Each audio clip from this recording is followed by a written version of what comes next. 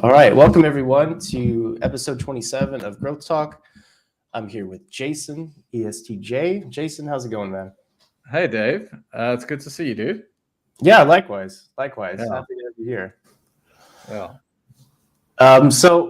Wait, did I send you the questions for this interview? I feel like I didn't. No, I don't think so. But I mean, Okay. just fire Well, away. it's a good thing your blast played then, so it won't be an issue. I thought about that. But Yeah, yeah, so not everyone wants the questions, but yeah. Oh, hey, your power came on. Okay, great. yes. That Well, is good. that's a great start. So Okay, great. that is lovely. I've been right on the minute too. You're like, yeah, in 10 minutes it might come on, and it's been like right around 10 minutes. Yeah, yeah.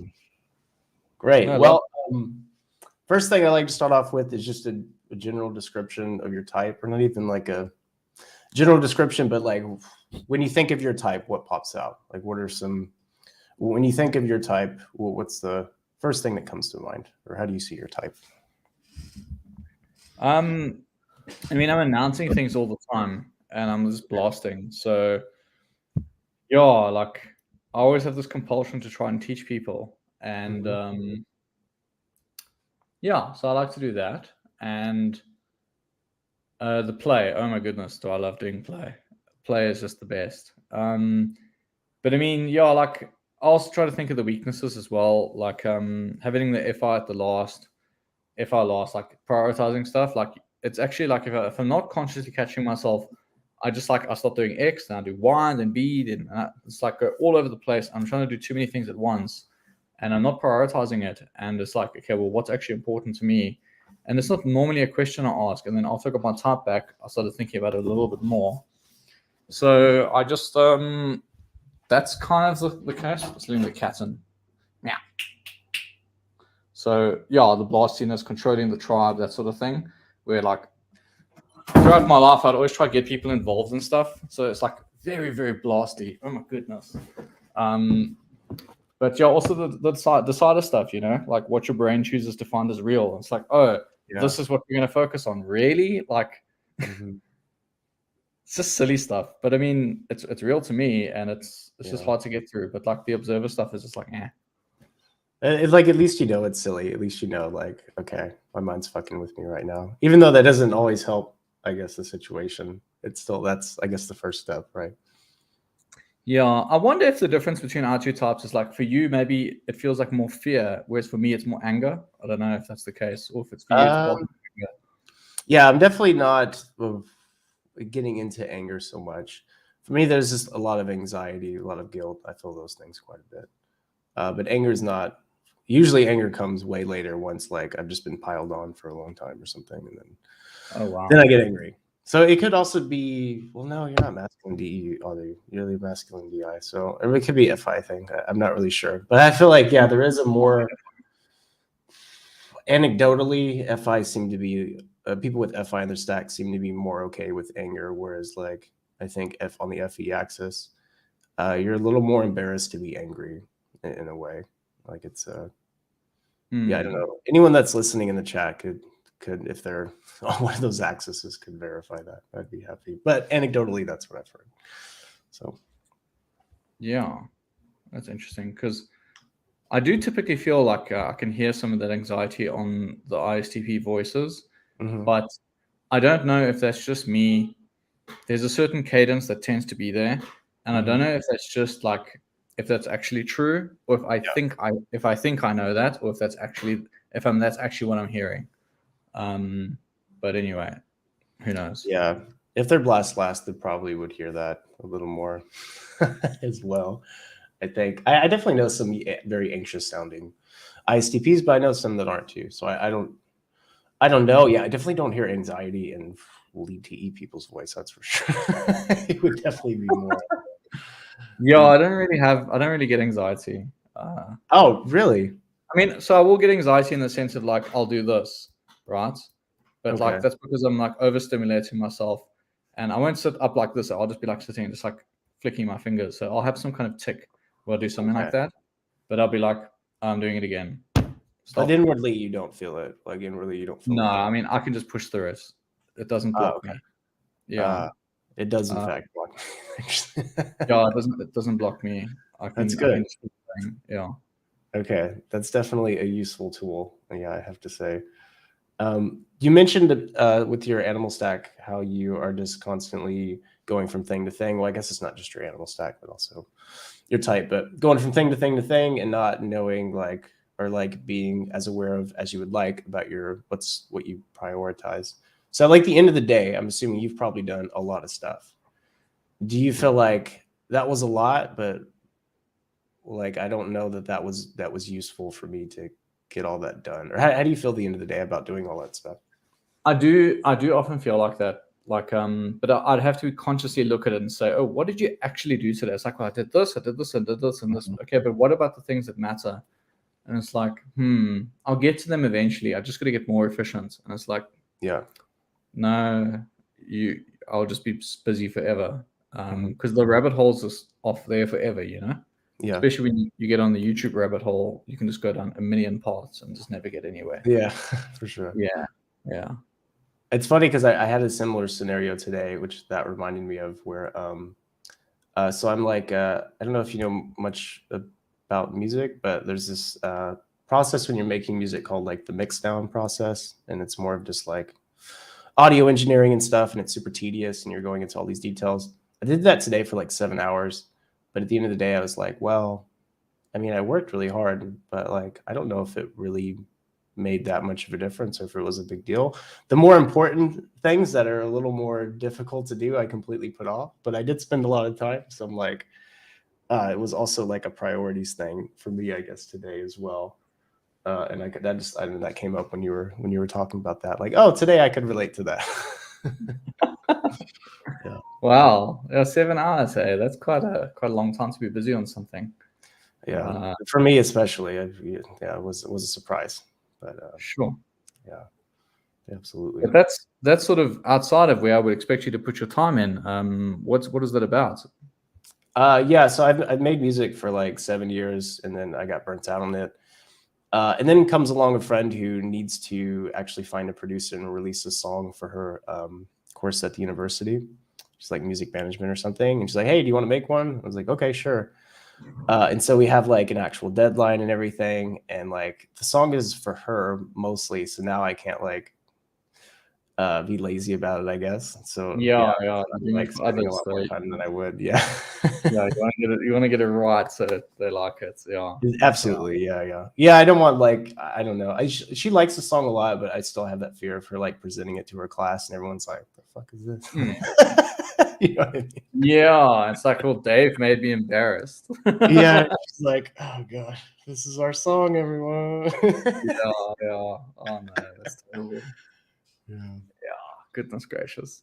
Yeah. But I got time left, but there's a couple of things that I'm kind of putting off because they were rely on a bit more creativity, and those things I just have trouble forcing out, and I get frustrated. And so I'm like, oh, I'll just leave those towards the end because I don't know how long those are going to take, but I know how long the tedious stuff will take. So I just get that because those are just, I do this, and do this, and I'm done. There's no guessing. There's no creativity. There's nothing. So I'm doing that first, but they don't tend to make big changes to the song. So I come out of it feeling like I didn't do that much, even though I spent 7 hours on it. Yeah. Okay. Yeah. So yeah. So usually in the beginning, we usually talk about kind of somebody's childhood a little bit, kind of what, how their type presented themselves then, if they could relate to that type back then, meaning like, could you see that you were, if you knew what Li T was back then, could you see that in yourself? And could you see issues with demons or issues with consume or sleep or anything like that? Do you feel like the type also mirrors what you were like as a child, or could you speak on kind of that topic a bit? Yeah. Okay. So yeah, I've thought about that quite a bunch. Hey, and I've pretty much always been my type. Because for me, my play is double feminine, and my blast, so my sleep is double masculine, and so I would always see people getting into arguments about stuff, and it's probably some masculine TIs or something, because masculine DE is just rare, and so as balance probability those are the kind of people I was seeing.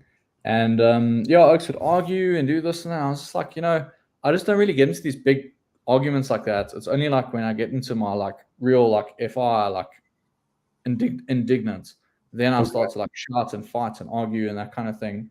Okay. And that's very much like coming from the sleep. And but in general, it's like the free flowing of the TE is like, okay, well, I suppose that's wrong, but this and that. But when I was younger, it would be like definitely lead TE. Like, well, not younger. I mean, it happens today. It's like, these are the tribe standards. What are you doing? Like, that is, it's getting upset with people for doing things that are just inconsiderate of others, treating other people badly. And like, yeah, when I see somebody treating somebody else poorly, it makes me very upset. But I tend to not have the same reaction when I'm doing it for myself, because the way anyway. But so I noticed I would have that pattern growing up as well, and I still have it today, although it's very hard to get rid of. And there's a logical disconnect in what I'm doing, because I'm making one standard for others and another for myself. But the play. I mean, I remember as a kid, I'd flit around in different groups and like run from one group of people to go talk to another group of people, then another group of people, then another group of people.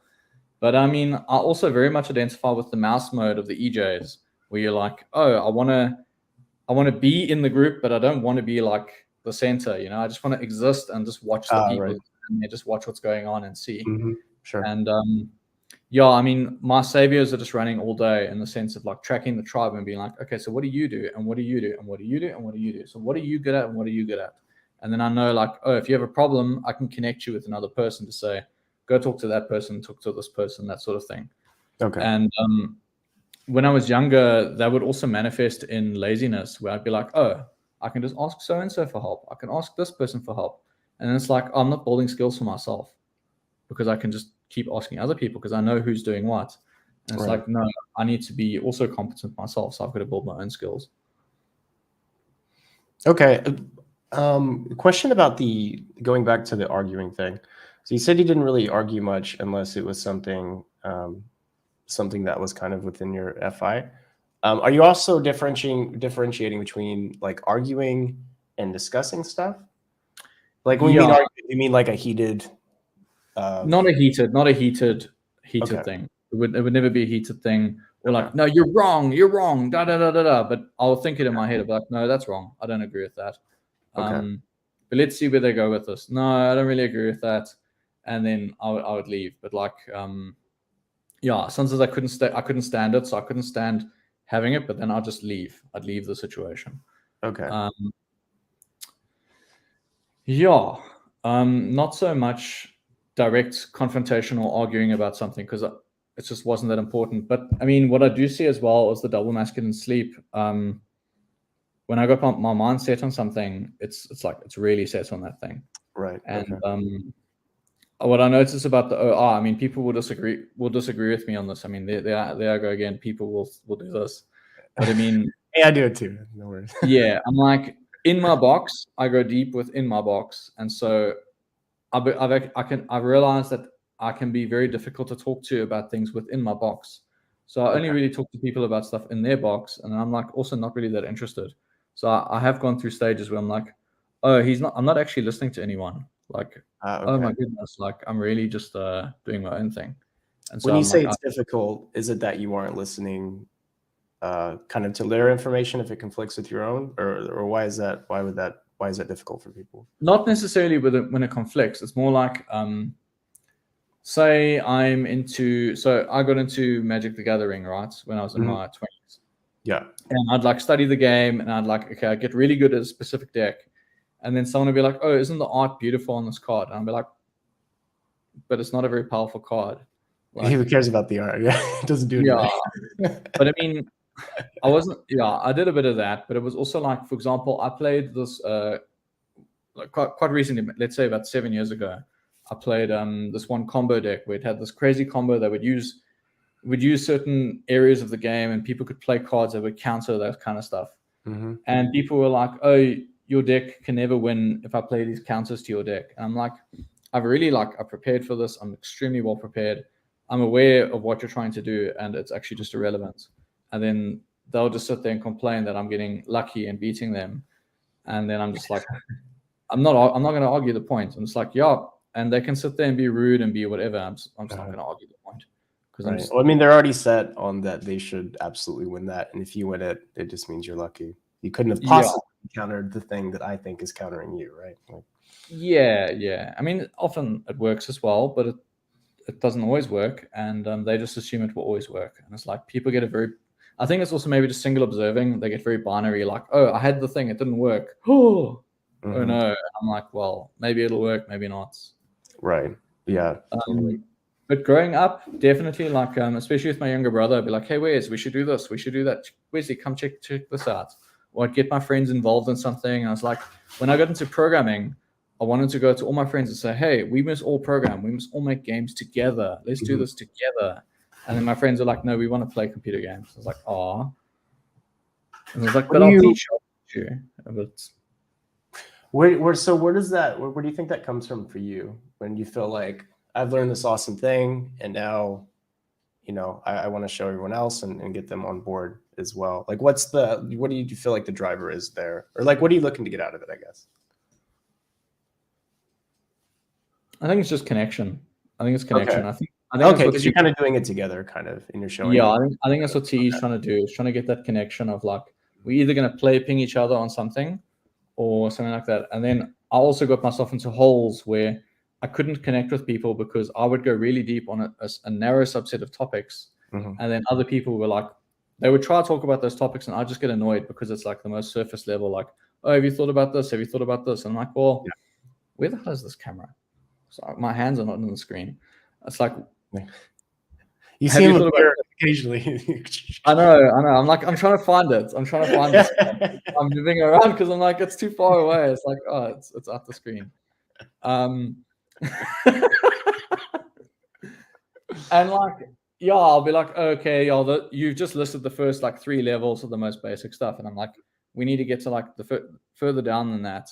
And so I would often infuriate people because I'd say like, I try to ping people to get ideas on certain things, and then they're like, what are you doing, Jason? Like, I used to play Magic, and it was a group of people, and like, there was one guy like, Jason, every time you do this, like, you ask for advice on stuff, and then you say no. So like, why are you even asking for advice? It's like, damn it. I'm like, but you're giving me the most basic stuff. But obviously, I've spent many hours thinking about this stuff. So how are they going to come up with something on the spot? I mean, you're like, I already know this advice. Okay, come on, give me some advice. Yeah, but I think that's very similar to TI somehow. Yeah, is it? So, yeah, it's kind of like when other people are discussing, well, not discussing. If somebody's blasting about something, and like, if it's something that you've studied really well, and they start blasting about it, and they're like, you can tell they haven't gone very deep with it, but it's like authoritative blasting, or blasting, I guess for me, is always going to sound authoritative in a way. I get like really triggered by that, and then I had sometimes have to leave. I get so triggered sometimes. It's actually really bad. I'm still trying to figure out where that comes from exactly. There is a thing where it's like, okay, you don't have permission to blast because you haven't studied it enough. It's the same thing consumers are doing. We never blast because we never feel like we know enough. So it's like, wait, how dare you blast when you clearly don't know? You know what I mean, sort of thing. Yeah. It's really silly, but yeah, it is. I mean, the way I conceptualize it is that maybe I've just got double feminine play, so it's a bit easier for me to just tolerate what's going on. Sure. Yeah, but also I've been like really thinking, what does it mean to be double activated SI? And SI is also technically OI, and a lot of the time someone will be wrong on the way to reach their conclusion, but as long as the conclusion is correct, I'll be like, okay, that's kind of okay. But I also do tend to, that's not entirely true, because I will also catch them along the way and say, well, if you get this one piece here wrong, you're going to spiral into 3 other directions. And that's probably SI and NE. I'm like, if this little nugget here is wrong, you're going to mess up your entire conclusion because you could end up in a couple different directions. So it no longer makes sense what you're trying to say. Right. Yeah. And that can probably be difficult with a lot of SE users because like there are no nuggets. So just the sensory stuff isn't a step there. It's more just like a clue. about the thing that we're trying to get at, which is like, I guess the NI, which is the nugget for us, I think. And so that's gotta be frustrating hearing an SC like go through the steps. You're like, wait, what? Okay, that's wrong. That's wrong. You're getting all of this wrong. How did you get to that conclusion? But it's funny how, with the functions being so different and the communication is just like swimming past each other, right? Like how people get along, or maybe people just don't get along. I wondered that too, because sometimes you feel like you get like an insight into how much we're seeing things differently. It's like, how do we even communicate at all? Sometimes it's like, I don't know, guess we somehow give each other the benefit of the doubt, or somehow, because I mean, cooperation is so valuable, and people building things together is teamwork and collaboration is a big deal. So you've got to communicate, and if everyone's speaking different functions, it's pretty hard. Yeah, awareness definitely helps, and I feel like I've had personal experience with this. There was one of my good friends. I guess he's not in the OP community anymore, but he's lead NE, and so when he goes into his really deep into your NF stuff, it's really hard to like keep up with him and get what he's trying to say, because he goes really like in with it. But like after like talking to him so much, and at first it was really tough. It was like really hard to pay attention. But after a while, I feel like I kind of like figured out. I'm like, okay, wait. Okay, I've learned what parts of his speech to take seriously and what parts are like what SCs are doing. What parts are clues? What points are like the nugget, and what is pointing at the nugget? And I feel like that took a long time, but I feel like I had to kind of put on a different hat for when I talked to him. Because like, okay, wait, don't see it from this stage, but like, if you're not in OP and you're not aware, like things that like, I feel like that would be very hard to. You would just think they're just full of shit, I think, right? Like you wouldn't be able, if you didn't understand them, right? Or you would think they're too smart for you, or all kinds of conclusions. When really it's just, hey, brain works different, Yeah, it's. I mean, that's the thing about OP, right? Is people who aren't in it, generally, it's too much of a data download, and they also don't really get it. And exactly as you're saying, the communication breakdown is there, and you can't just sort of express like why it's happening. Right. Yeah, but I mean, I suppose the vocabulary for it that you. Yeah, there's no vocabulary for it. Yeah. Not in the universal space. Right. Yeah. But yeah, it just makes it difficult. It does make it difficult to do the communication. But yeah, I think. Oh, go sorry, ahead. I think as long as you're the conscious one in the conversation, you can be accepting of what the other person is trying to do. Yeah. And not be too judgmental. Mm-hmm. Yeah, that's the key. Yeah, especially for us deciders, I think, is to like, give the benefit of the doubt, or at least have it in your mind that like, it's probably a miscommunication, and if you do feel annoyed, triggered, or whatever, or about anything, probably just because something's being misunderstood. That's the case of really, I think, most conflicts, or most any kind of butting of heads. Oh, it's a kitty. Yeah, he wants attention. Okay. So he needs a small snuggle, and then he'll have enough, and then he'll leave me alone. Okay. He's running off. Does he also crawl over your keyboard? I hear that's a thing with cats. Not necessarily. They tend to lie next to my monitor. I've got quite a large table here, so you can see it's like okay. Got plenty of room then. Yeah. And he just parks over here. Nice. Okay. Yeah. Got like a work buddy. Yeah, exactly. And then he purrs, and then he like leans over, and then he exposes his belly. So I reach over and I scratch him, and he's like, "Oh, that's so ticklish." Then he goes. You get a couple of them, right? They're like, that's enough. Okay. Yeah, I'm always covered in scratches. Yeah. Just always. That's funny. Did you feel like I mean, I always ask this question, but I feel like it's very hard for people to answer.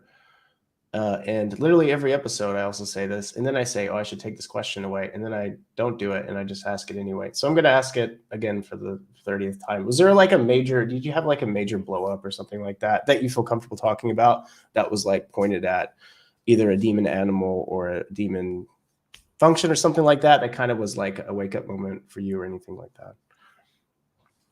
Which one? Or somehow, I'm just assuming everyone has these moments or can remember them, but apparently that actually it's more like little things happen and then.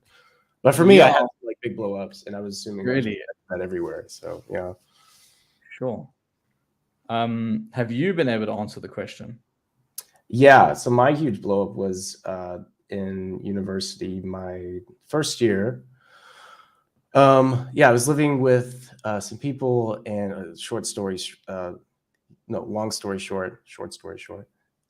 We didn't get along. Roommates couldn't fucking stand me, and blah blah blah. And I just had this realization of like how I was acting and how I was coming off to them, and why they were so antagonistic towards me and everything. And so they just being the typical IP, basically, right? And so I just learned all that info about. I had this realization at the end and was like pretty mortified about it. But then I ended up going to new college because I quit the team there and everything, and I went back to Texas and new college. And I was like, new college, new me. I'm gonna like get rid of all this shit and I completely reinvent yourself. try. Yeah, and it worked out really well. The next roommate situation was like, yeah, one of the best situations I've had. So yeah, that was my blow up in a nutshell. There was more to it than that, but yeah, basically, yeah, kind of what it looked like. Yeah. No, I've had lots of them. Okay. It's usually like I don't know. It'll be something like we agreed on something, and then you broke your word, or you were really late, and we agreed on this, and then you have no respect for me, and that kind of thing. Okay. It normally goes in that sort of pattern. Yeah. There's been other ones where it's like I'm being so there's ones where it's like for example, when I was in school, okay, I was like tracking the tribe, and I'm like, okay, these are the kids who I should hang out with because they are the popular kids, and then these are the kids who I should avoid because they're like lower down on the hierarchy. And then it's like I would go and try hang out with those other guys, and they didn't like me, and it's like I just didn't make the connection. I was just like, hey, I'm here to play double feminine play. Let's go. And it's like, what are you doing here? Like, we don't like you. You're annoying. And it's like, really? I couldn't accept that. And then eventually I was like, okay, so I go with the other guys. And then obviously you feel a bit lower on the hierarchy. And it's like, man, that sucks. But I mean, I just didn't realize how weird I was being as well, because I'm like always like looking people in the eyes, in the face, like face. And it's like, it makes people uncomfortable because you're just so like honed in on the people. And it's like, oh, damn, like you got to stop doing that. So that's a case of like not making the connection. It's like, oh, this person behaved this way, that one behaved that way, and this facial expression, what was that? And then over time, I've learned to train that. And so I'm like, okay, because I can't really do the vibe check thing so easily. It's more like I'm doing the demon intuition, and I'm like, okay, I'm connecting all the dots. I think I'm not even sure if it's the intuition, but it's like I've found the ST ways of working out what people are feeling, how they're thinking, what's going through their mind. And I'm like, well, it sounds like you realized there was like an NF issue, or maybe just a general F issue with how you were coming off. That's right. Yeah. So, I mean, that's like, I wouldn't say it's a blow up, but it's kind of like, oh, you just don't realize why these people don't like you. And then you're getting upset that the people don't like you because you can feel it. And then it's like, oh, and then you want everyone to like you. And it's like, well, that's not realistic in reality. Yeah. But I mean, growing up, I used to have blow-ups all the time at home because it's like, it's not fairsies. You took my thing, you moved my thing. Like, I would get very upset if you moved my mug and that kind of thing. Because I'm like, or if you did something without negotiating it with me first. And I'm like, oh, it's normally about like, oh, it's not fairsies, it's so disrespectful, blah, blah, blah. And then you're like, sorry, I'm giving you the general case. Yeah, no, that's fine. I'm glad you have something to say about it. Yeah. No, you don't. I do like go like around out of energy. So you're running out of I can give you one thing. So it was sad as well, but like I was visiting I went down. I don't have to get too many details, but anyway, no, well. So my mom died last year, and it was very sad. And we went down to go see them for the funeral. And anyway, so my stepdad's there with my sister's daughter, and my sister's daughter's like a little child. She's like 3, and I cook a meal, and there's pasta, and he's like, "Oh, she will not eat anything but the pasta. She'll only eat the pasta." And I'm like, "This kid needs nutrients, Yeah. Why don't you give her the food and she must just eat it because she's a child and we're the adults?" And he's like, okay, I'll do it. And then I turn my back and I go outside and I come back in and he's like, "Oh, you see, she's only eating the pasta." And I'm just like instant rage. And I'm like, okay, I've got a lot of self-control. So I'm like, okay, I feel the rage. It's inappropriate to explode here. So I'm like, I have to calm down. So obviously it's an internal thing. Like you'll see it on my face because I'm just an open book, and it'll cross my face. I'll control it, redirect it, and I'll walk outside. And then I'll be like, okay, I got to walk. And I'll often get hot and like I'll take my shirt off and like walk around and that sort of thing. And it's like, I'm not going to argue the point because it's pointless. Obviously, he doesn't respect me. He doesn't care about my opinion. And we agreed on something and he went behind my back. Yeah. So it's normally following that same pattern. And I mean, I had one at the Magic World Cup as well where we were playing and we had a teammate. Now, I know it's bad form to complain about teammates, but it's kind of like maybe it's bad form, but it's definitely everyone does it. Right? Like, yeah, no, I do. Yeah, especially I'm just thinking like maybe this oak sees this thing in the future, but like maybe he must also understand he was being a tool. Like he was being a little kid who didn't know what he was doing, and he was being a tool. But he's an okay dude. But yeah, anyway, so we had a coach who's very experienced. Well, not a coach, but one of our teammates is very experienced. And we're a team of 4 and 3 people play at once, and the coach runs around between them and he can like help the players. And so he's on his side and he's like looking at the card of hands he's drawn. And it's like he should throw his hand away and get a new one because his hand is not very good. But when you do that, you lose a card. So it's like you don't want to do it because it's sunk cost. You're like, oh no, I'm going to lose out on something. It's not sunk cost, but yeah. And so the guy's like, you need to mulligan that hand. And the guy refused to mulligan. And then obviously his hand had no gas and went nowhere. And so we ended up losing that game. And I was like so furious because I won like the majority of my matches. I was trying to carry the team and it just couldn't. And we were in Rotterdam. And so when we went out, it's cold. So I'm like, oh man, I'm so hot. I just take my shirt off and we're walking back. It's like a 30-minute walk back to our hostel or whatever. Yeah. And the guy's like, are you angry? I'm like, no, I'm not angry. Not me. I'm like, furious, He knows the shirt off mood. He's like, oh shit, he's I'm like boiling and it's freezing. It's freezing. I'm like, no, I've got a high cold tolerance, and I do have a high cold tolerance. But I'm like, no, I will not acknowledge my demon. I'm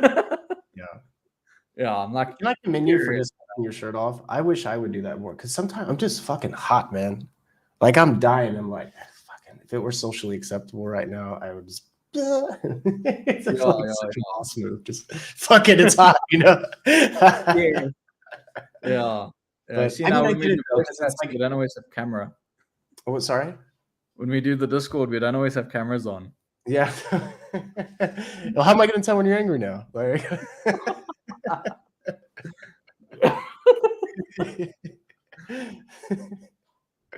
You gave away your tell. Now I'm going to know. So, Yeah, my blood boils. Oh, man. But I mean, I get the frustration, though, because it's like, I'm assuming so, like, when he didn't, I think you said mulligan, right? It was like, I guess the sense I get, it was an obvious choice. I guess you gave him that advice, and he didn't do it, and it fucked him, and it fucked your team. And then it's just like...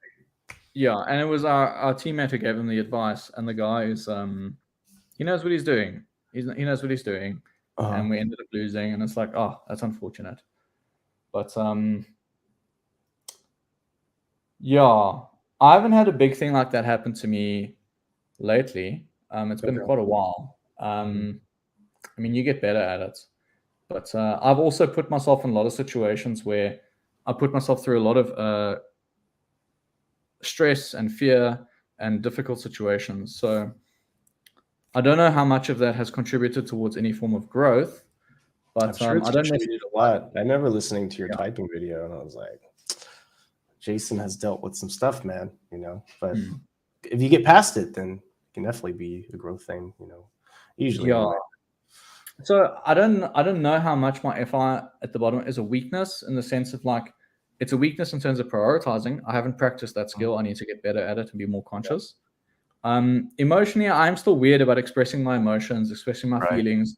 Like especially if I want to flirt, like I'm like, you know, it's I always feel like it's weird. Like I'm not gonna have like I'm gonna. It's not that I'm gonna do it and it's gonna be wrong. It's that it's like it's not like I'm gonna do it and it's gonna be awkward. It's more like I'm gonna do it and they're not gonna accept it or they're not gonna want it. That kind of thing. Yeah. Or you get Like, some weird feedback, right? When you're yeah, kind I'm of aiming in the wrong direction. Yeah. Yeah. So I'm like, okay, I'm watching your eyes. I'm watching where you're looking. I'm watching your physical tells. I'm watching to see if you're actually like if your physical state is changing to see if you're interested. And it's Right. like, you know, and I'm like trying very hard to like mask all of mine. And yeah, I think that's just demon feelings, you know, that kind of thing. That's tough. That's really tough.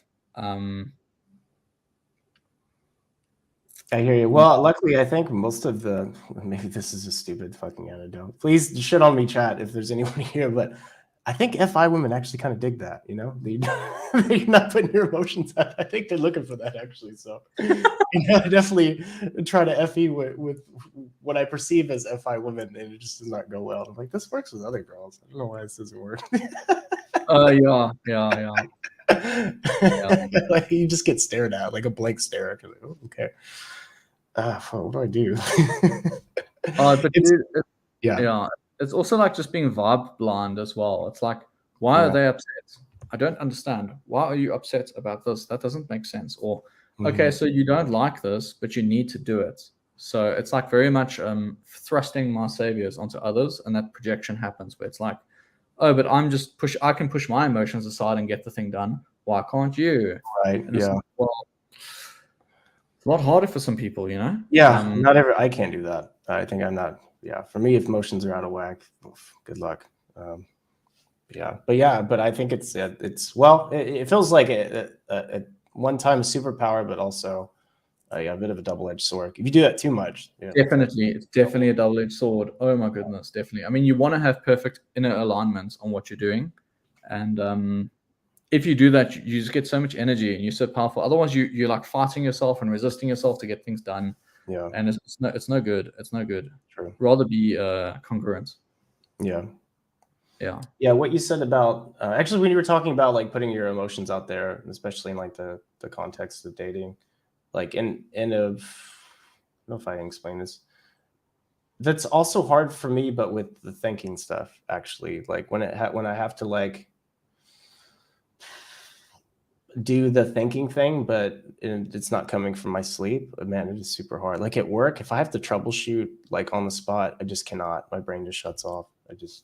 I don't know. I can't. I'm not in a state where I can figure this out. Like, put me alone somewhere, and then all I can just think about it.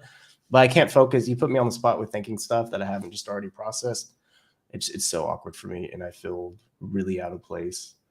And yeah, and I wonder if it's kind of a similar situation or feeling when you're doing that with FI sort of stuff. I wonder. No, so I love that you just brought that up because I have the same problem. No, really? The TE people? I thought you were experts at that. I don't know about TE people, but I have that problem. Okay, fair enough. I have that problem. Unless I can get into my sleep. Like, I don't know. So I was processing this week, and it's like I was really struggling on some coding stuff, and I couldn't get into my inner world. And then I got into my inner world like 2 days ago, and I was like, oh, this is so easy. Suddenly everything just makes sense. That makes this, and this is this. And I'm like, would often just sit there like reading lines of code, like, oh, that doesn't make sense, and da da da da da. And then suddenly it's like, oh no, I understand this whole program. And like I just read through it in the last hour, everything makes sense. It's not that complicated. And it's like, wow, that's like a total different switch. But it's that inner world of stuff. But I know, so I grew up with I got two brothers, and my brothers are, okay, my younger brother insists he's a feeler. I haven't managed to type him. My older brother is, I think he's an ISTJ, play last sleep. And yeah, I can just ambush him with a problem. And he's like, okay, let's figure this out. And we do this. And he's like, gets out this piece of paper and he starts writing stuff down. And he's like working it out. And yeah, I can just ambush him on the spot and he'll just like work it out. And my dad is the same. But for me, I'm like, I always feel like a dunce. I'm like, oh, I don't know. It's I gotta like sit by myself and think it out. And that's a very weird thing for my type, you know, because that's not what you would assume. But I feel that probably not what you'd assume for even, I guess, TIs, right? Or problem solving. Exactly. Like, man, when I have a customer, and I don't do this anymore, I got out of it luckily, but we'll have customers that have some issues with the platform. All right, so we have a platform, our thing is doing this, and it's communicating this through the REST API, and it gets this response back. After it gets a response, it does this, and I'm like, and they're like, okay, what do you think we should do? And I'm like, I literally didn't understand any of that. I know what those things are, but I just could not process them quick enough to keep up. You know what I mean? It was so frustrating. And then me being last, plus like, I don't know if a decider comes into it, but I was just so embarrassed. And then that embarrassment choked me up even more where I couldn't think. And I'm just like, okay, what can I like FE say to smooth this over with? And then I'm like, well, okay, I'll just be honest and make a joke out of it. You know what I mean? But like, oh, I cannot do that. And I hate doing that. Or then people would show me their code. Okay, so my code does this, it does blah, blah, blah, blah. After like 20 minutes, I'm like, I didn't absorb any of that. I tried, but I'm sorry. I'm sure whatever you're doing is fine. I got to go.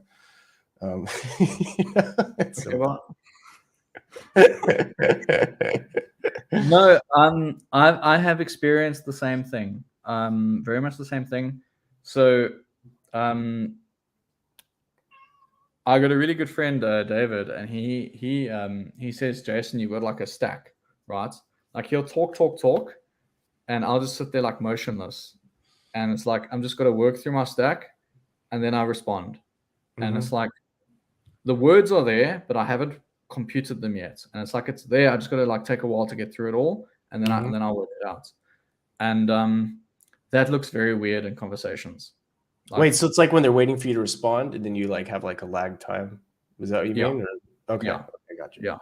Okay. So I tend to zone out a lot in conversations, especially if I haven't taken time to sleep process stuff and I've just encountered some new information. Then I'm like busy sleep processing in the moment because I'm a numbnut and I keep myself too busy and I don't take enough time to rest and properly sleep process. So the moment someone's talking, I'm like, okay, okay. And the only reason that's happening is because I'm not doing something, so I'm not focused. And then I have to like catch up the little pieces of what they were saying. I'm like, okay, and then I can put their sentence back together. But I tend to hold it in RAM essentially, and then I bring it down, or I hold it on the stack, and then I pop it off the stack, and then I get it. And that seems to have always been the case. So someone will say something, and I'll be like, okay, just say like 3 words of the thing that you spoke about, and I'll remember the whole thing. And it's the same thing as well with accessing my memory. Is I'll seem like I've got the worst and the best memory because I just won't remember what occurred in a situation. And then I was like, oh, I told you this long thing yesterday. We spoke for like an hour and it was very important to me and you don't remember it? And I'm like, no, I remember it. Just tell me 3 things or 1 or 2 things about it. I remember all the details. So I kind of have to process stuff like that. I don't know. It's weird. It's weird. I mean, it makes sense, right? Like, yeah. It's almost like with languages, I don't even know if I can retrieve this example right now, but it's like you'll know a word when you hear it, but you won't be able to provide the word when asked for it. Like, what is the word that means this? And you're like, oh, I don't remember. And then you'll hear it, but you'll hear somebody say it and you know exactly what that word means. So it's like you need some adjacent like brain cell to wake up that brain cell somehow, right? Or like something to point at that to light that part of your brain up that has the info in it, to put it in really simplistic. I have thought about that. I think my current understanding on that is like that's when you kind of know something but don't fully know it. But if you're saying that it wakens something adjacent to it and this thing makes you think of the other stuff, then that's what I have. Makes sense. But yeah, in general, I feel like, yeah, once I get started on something, then I can keep going. It's like, it's just the getting started part. Right. Like, you got to open the door for me and like just remind me a little bit, and then it's like, okay, I got it all. Mm-hmm. Yeah. Yeah, it's like you have a little constellation of dots being the memories, and you need to get something on the constellation at least, and then you can find the other dot on there. But you got to point me to the right collection of dots, otherwise I'm not gonna figure it out. I don't feel like, I mean, I think all of our brains are doing that to some degree. I guess I can't say that I have the experience of feeling like that's happening, but I can understand that or relate to it still somehow. Yeah. Do you think that you have a more full experience of life than me, in the sense of when you ask the consumes what happened, they remember so much about what occurred, and I'm sort of just grabbing the takeaways, and I'm just wondering, like, if you go on holiday, your holiday must be amazing. Like, no. No, because like it's the same for me on stuff. Like the worst thing I have is with movies. As soon as I leave the theater and someone's like, "Okay, what happened in the movie?" and it's like, phew, I don't remember. I know I watched it and I kind of know the gist of the theme of it, but I couldn't tell you anything from it. Brain just did not prioritize saving that information because it felt it was useless. I think it's more like, you know, your DI kind of picks what you remember, I guess, right? If something is something you need to remember.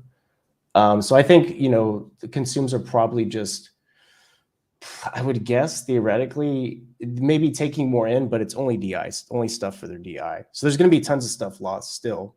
And there's just going to be more of a focus on, okay, what does my DI want? Like that's where the information is getting saved, I guess.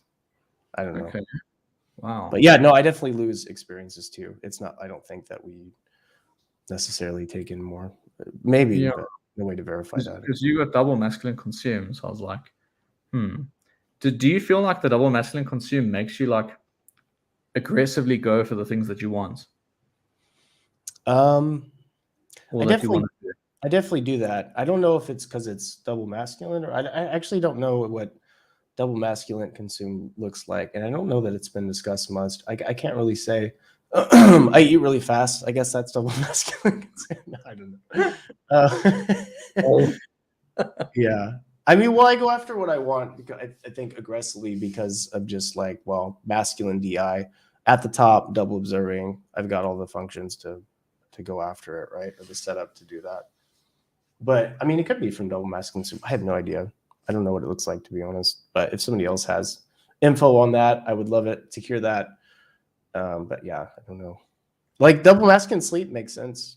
Double masculine blast, you can like hear that a lot of time. Double masculine play, I have no idea what that's like. And double masculine as well. Yeah, like unfortunately, so I would always like look at Gray's type and the way and how the cadence of the way you hear things when Gray speaks, and then I try to compare her to the other EJs. But everyone who's like so close to Gray keeps getting retyped, and I'm like, oh, can't we get someone else who's like very close to her? That's messing up the pattern, because I want to break the distinctions apart and be like, okay, is this masculine SE in play, lead play masculine SE? And I think masculine SE is you can see it is punchy, but it's also like the masculine sleep. It's like, yeah, once you get into that, it's like it's very intense. It's very intense. And I think people get it can be unexpected as well for people to get. But I think that's why I was asking you about the double masculine consume, because I'm like, that must be very intense for the things that you want. Like I'm sure you might. Do you have like stories of like in your life where you're like, I really wanted this thing, and I just went, nah, screw everything else. I want this. I'm going hard at it, or whatever. I got plenty of those stories. Yeah. I just thought of one, but it might actually be inappropriate for the podcast. I'm thinking. Yeah. I feel it was like I've crossed the line 3 times already in this podcast. No, you haven't crossed any lines. I'm just thinking of like, well, like, yeah, should I? For myself, really talk about bad stuff. I'm like, oh, sorry. For myself, I'm like, man, I should have shared that story. It's like, I don't know. But I mean, what's going to happen is going to happen, you know? Yeah. Hey, you know what? Fuck it. Let's tell the story. Okay, so I'm back betting you now. back in university days, I was very much into experimenting with psychedelics, and I found out that there was a cactus called. Well, I don't want to give detail. I want people to go do this shit, but there's a cactus that's legal, that's legally sold. You won't find it too often, but within that cactus, there is this compound called mescaline, which is the same thing in peyote, if you've ever heard of that. So I did a bunch of research, and I was like, "Yo, I want to take this stuff. Oh, the stuff is legal. I'm just gonna go find it, and I'm gonna make like a tea out of this thing." So I went to Walmart, and sure enough, Walmart had 2 of these things, and I bought both of them. It never happened again, by the way. I could never find those ever. It was just that day. I just immediately researched it, going to Walmart, and I got it. And took me hours to scrape this thing up and to carve the meat out of it, and then make it in tea. I had no idea what the fuck I was doing.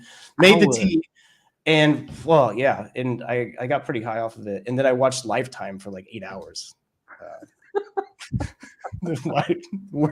Worst time to spend the trip, but yeah. Anyway. Yeah, I have plenty of stories like that where I'm just like, this makes sense to do it. I'm going to do it now. See ya. Oh, jeez. Yeah. Wow, that's so interesting. Hey. But man, the Lifetime experience, even though it's Lifetime, I was like, I was crying a lot. I was like, I feel so bad for her. You know, like it's just. Oh man, so human emotions welling up. The best time I could ever have watching that horrible channel. Oh my gosh. Yeah. So. Yeah, maybe that's double masculine consume. I don't know. Yeah, I mean, you were like, I spent hours like digging out the meat of this cactus so I can make this tea, and it's like, wow, that's a lot of effort to get the thing. Hey, I was curious. I had to see. Wow, I need more of that in my life. That's fascinating. Sure. Yeah. Well. Never too late, I guess. Just maybe don't do that. But other things. Not that. Yeah. Oh, jeez. Oh, so fair. Yeah. Yeah, because for me, like the consume stories aren't there. But I still feel like I remember all the things that I've done. I'm just like I don't know, for some reason talking about it, it doesn't all come out. And no matter how hard I try, it always gets summarized. Always gets summarized. It just seems to be the case. Even though, like, I feel like SI, I'm not summarizing properly. Like I've seen other people at TESI's blast, and I'm like, okay, they got their bullet points, and then they express the concepts. Yeah. I don't feel like I'm doing that. I feel like I'm just dumping sensor data at people. Yeah. And I'm saying you must read all of this data in so you can understand the concept I'm talking about. Yeah. And it's like, it's a massive data dump. It's just too much. It's the sensor struggle. I deal with that too. Maybe it's a different flavor of that, but like you can't ask me general things. Like if you ask me like do you like sandwiches? I was like, well, it depends on the sandwich, which I mean makes sense to say that, but for everything, well, it depends. There's never like a general pattern I can give you. It depends on the sensory because it's all different. There's no, you know what I mean? Yeah. It's hard for me to just summarize or just say, or even about my day. That's the one thing I can't remember. It's like, what did you do today? And it's like, just in general, I don't know. Like today, I remember that I did mixing because I did it for 7 hours. But other than that, I won't be able to tell you anything. Yeah. What'd you do last weekend? I don't even remember what I did last weekend ever. My brain just doesn't store that. It doesn't need to remember the past for whatever reason. So I'm just like, I don't know. It's something. Hopefully it was good. Yeah. I feel like I will get there if I get little bits and pieces. But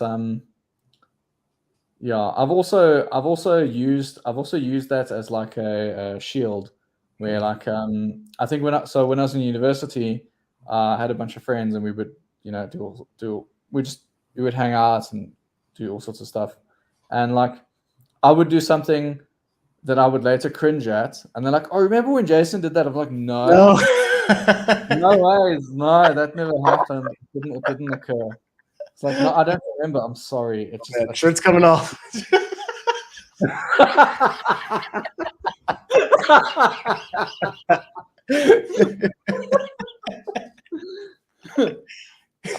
yeah. Oh my gosh. No, because like I'll just ask inappropriate questions that are like vibe blunt. Because I'm like, oh, what about this? What about this? Or what do you think happened there? And it's like I'm not making the connection, and I'm outsourcing the connections to other people. And it's like, no, those two people, this thing occurred, and I'm like, but tell me what happened. And it's like, mate, like this is getting awkward. Like, what do you like? It's Give that kind me of the details. Yeah. yeah. Give me all the details. It's like, Yeah. yeah. Yeah. Oh, jeez. I don't want to miss it though. Shit's coming off. Oh my It's god! like your trademark now. It's just Like, it's like, man, I don't know how Jason feels about me. Does he like me or not? Well, like, has he taken his shirt off? How many times has he taken his shirt off? He's never done that. You're good, man. Don't worry. Fine. yeah. Yeah, it's like take the shirt off, jump and take a cold shower, go run in the wind, that kind of thing. Yeah.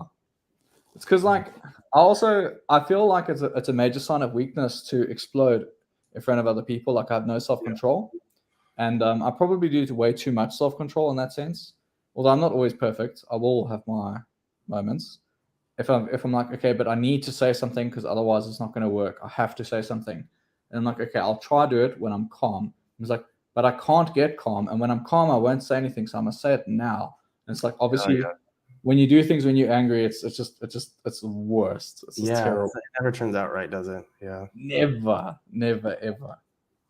Yeah. But I try to make sure that I'm in a calm state and I don't escalate the situation because I want to sort the thing out. Like I always ask, why am I discussing this thing? Why am I talking about it? Well, I want peace. I want the thing to be resolved. I'm not trying to win here. If I'm trying to win, I'm losing. When you feel like you do get angry and then you don't say anything, you don't like react from it, and then you get calm again.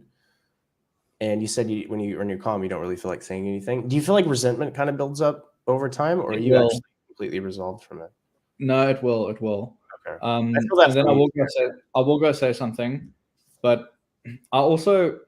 So these are also some of the values coming out probably right where I'm pushing, and it's like I don't believe it's fair to fight with something in. Say you got fight A and you didn't say something, and then you get to fight B, and in fight B. You mention stuff from fight A. I think that's unfair to the other person. You need to bring up what you're upset about in this moment.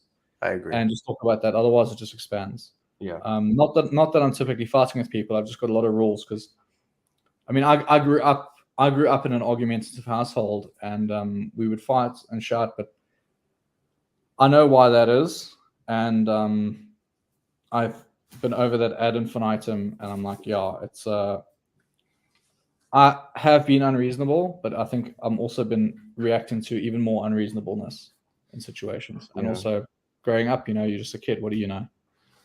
Yeah, right. And then you learn bad habits because you don't know what's normal or acceptable behavior. Yeah. Right? All you know is how your family is, right? And then you have to unlearn all that stuff, and that's a pain. But also, if you're in an argument or fight, like bringing up past stuff, you're just using that as a weapon, right? You're hitting below the belt. It's like if you want to bring up somebody's pattern of behavior, that has to be a separate thing where it's like, yeah, I noticed that here, this happened. There's an overall pattern. You're doing this, letting you know because I'm upset about it or whatever. But in a fight, it's different. That's like a low blow. I feel like. Yeah, it is a low blow for sure. You're just trying to hurt the other person at this point, Yeah. Have you had any profound moments in your life where you've just had big realizations and you're like, oh, I'm going to shift? Yeah, definitely. Or I've had a lot where I'm going to shift and I didn't. And I've had some where I actually did. But yeah, those have definitely happened. Yeah, for sure. Sure. I guess you probably want examples. When I have a lot of examples, I have no examples. That's a problem. So I couldn't tell you because I feel like I have one of these like every week, every couple of weeks. I'm like, and then also feminine and then I forget it, which is an issue. So I write them down. Actually, I write them down, which means I have some that I can read. Wait, do I want to read? This stuff's actually super personal somehow. Like, there's nothing personal about it, but like the NI stuff. how it makes you. But maybe I have something that like. It's hard to show your own NI. Yeah, it really is. Like it's like NITI stuff, and it's like I don't know. It just feels kind of cringe for some reason. Even the way I write stuff down just sounds like it's out of a self-help book or something, which also makes me cringe. I'm like, yeah, like I also like I've got some journals and it's like I write stuff down. And I'm like, yeah, I don't know about somebody else seeing this kind of thing, but it's because it's like this is so basic, but yet I'm struggling with it, and it's like kind of accepting that it's okay to struggle with something that seems so basic, you know? Yeah, that could definitely be part of it. I'm still stuck on this somehow. What was I have realizations, but it seems like this is more realization and like a shift of behavior, maybe a toxic behavior that you probably had and that you made a difference in.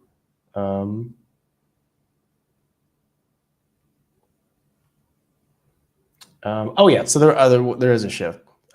So I had a kind of a drunk conversation with one of my roommates about like how we see each other and things like that and everything. And there was like a comment about like, yeah, I never know anything about you. You don't really share anything. And yeah, we have fun, we joke, but like would like to know more about you than just us cracking jokes and stuff. And so I've made it like a point to when something big happens in my life to like just tell people about it. You know, like my roommate, for example, and to be more because I don't realize that people want to know that stuff or that it's meaningful to them. So I don't know to do it. And so I like after that drunk conversation, I was like, oh, I should start doing that. Okay, so that's one. I got one for you. It took a while, but yeah. No, that's cool. That's cool. Sure. Huh. Yeah, for you as well. I guess since you brought it up, yeah, it sounded like for you there's been some times you don't have to give examples if you don't want to, but it seems like that's also a thing for you as well, I guess. Or no, I was also I mean for me it's usually like around what have I not been valuing correctly, and I didn't think this was important, and now I realize it was very important. Like, oh, so and so told me that thing 8 years ago, and now I've seen it applied, and I'm like, oh, I get it now. And it's like I never put importance on that, and now I do. wait, importance in terms of like what's important to others, or like what's important to you? Importance in general. Like it'll be something like I've not got a sensory example to give you on that. We're in the same boat today, man. I'm yeah, sure. like a realization like that. Yeah. Where you're like, okay, I remember so and so told me. It was something like okay, I remember when I was in my second job, and I was studying. I was busy programming, right? And I had a guy who I worked with, and his name was Hendrik, and he taught me a lot of interesting things about life. And he would like just tell me things and give me good life advice. And so I'm just sitting there like a sponge, and he's telling me stuff. He's like, when someone tells you who they are, believe them. Oh yeah, that's a good one. Yeah. And it was like, oh, and now I walked right into this. I was like, okay, that's not going to happen again. It'll be something like that. It's like I didn't put importance on something that I heard, and then now that it's occurred, I'm like, oh, this actually matters right now. Mm-hmm. Or, like for an EJ, the word desperate idiot is a very good word because I know when I was younger, I just turned a lot of people off in the sense of I was just a desperate idiot. I was just looking for affection or connection anywhere. And it's like you're looking for this in the wrong places, man. In the wrong places. You're not going to get it, and you're upset you don't get it. Mm-hmm. And so, and then I was like, oh, the people who actually care about me, I'm not valuing them. And it's like, oh, flip, I've got to fix that. And so it's usually those kind of realizations of like, oh, like, yeah, just things like that. It's like what's actually important in life, those sort of things. It's like you're chasing this and you're chasing this. You haven't even asked why, but you're chasing it. So it'll usually be those kind of realizations. And I imagine that's just sleep, taking hold. Yeah, I mean, that's I mean, that's I think the definition of a realization, right? It's not you're not learning something new. You're realizing something you already knew, which I guess would be sleep, like in a nutshell, kind of, right? And those are the best ones, right? Because if you learn something, you don't really learn it. I feel like it's not true learning. The true learning is like when you realize something, when it really clicks, because you'll feel like it clicked, but it won't really click. And then one day you're like, wow, okay, I feel like I learned this already, but I didn't really know it. I thought I knew it, but now I feel like I knew it. You know? Yeah, that's exactly it. Yeah, Exactly right. Yeah. yeah. Those are nice, man. I love those moments. It's like I Yeah. feel like I've upgraded somehow. You know? Dude, your channel's great. Your channel's great. I Thanks, man. think you do a great job here. I mean, I appreciate that. I've gotten a lot of good feedback from people, and I've been yeah, it's made me really happy because I wasn't expecting that. So yeah, I really appreciate you saying that, and yeah, um, we'll see where it goes from here. I don't know what to do next, but I feel like I'll figure something out. So only got a few growth talks left, and then yeah. Are you So concluding on them? hmm? Are you concluding on them? You're going to end I them? am. Yeah, I'm doing one of each. So one of each of the 32 function sets. Oh, wow. And we'll have one like bonus episode with Gray, I think, if she's still up for it, and then that'll probably be it. Yeah. Okay. Okay. Yeah. Um, wow. Yeah, that'll be interesting. You got more than questions. Oh, I got plenty. Well, I don't have plenty, but I have questions. So yeah, since learning OP, which I think you're fairly new though, right? When did you get into OP? I got into OP, sure. October, I'd say October, or just Oh, yeah, before it's October. not Let's say September. Not last year, the year before. That's actually crazy because like, oh, so not last year, year before. The year before, and Yeah. I consumed a lot of the YouTube stuff, Hmm. and then I only signed up for the class like I don't know if it was July or what, and Okay. then I got typed as soon as I could. But I think it took me 4 months because I was on 85 days. I needed 5 more days. I was like, really? Shit, that's Yeah. So I got typed in November. okay. But yeah, it's So like talking to you, you know a lot about the system. So I forget sometimes that like you actually haven't been typed that long, and it's been kind of a new thing. But you've really like dug into it and really like done a lot and really taken in a lot of info and have a lot of good insights into everything. oh, So thank yeah, I you. wasn't sure like how long has Jason been in this? I forgot. But anyway, Yeah. with that, the question was coming was how has like OP helped you overall? Do you feel like? Um, it helps me understand other people a little bit better. Hmm.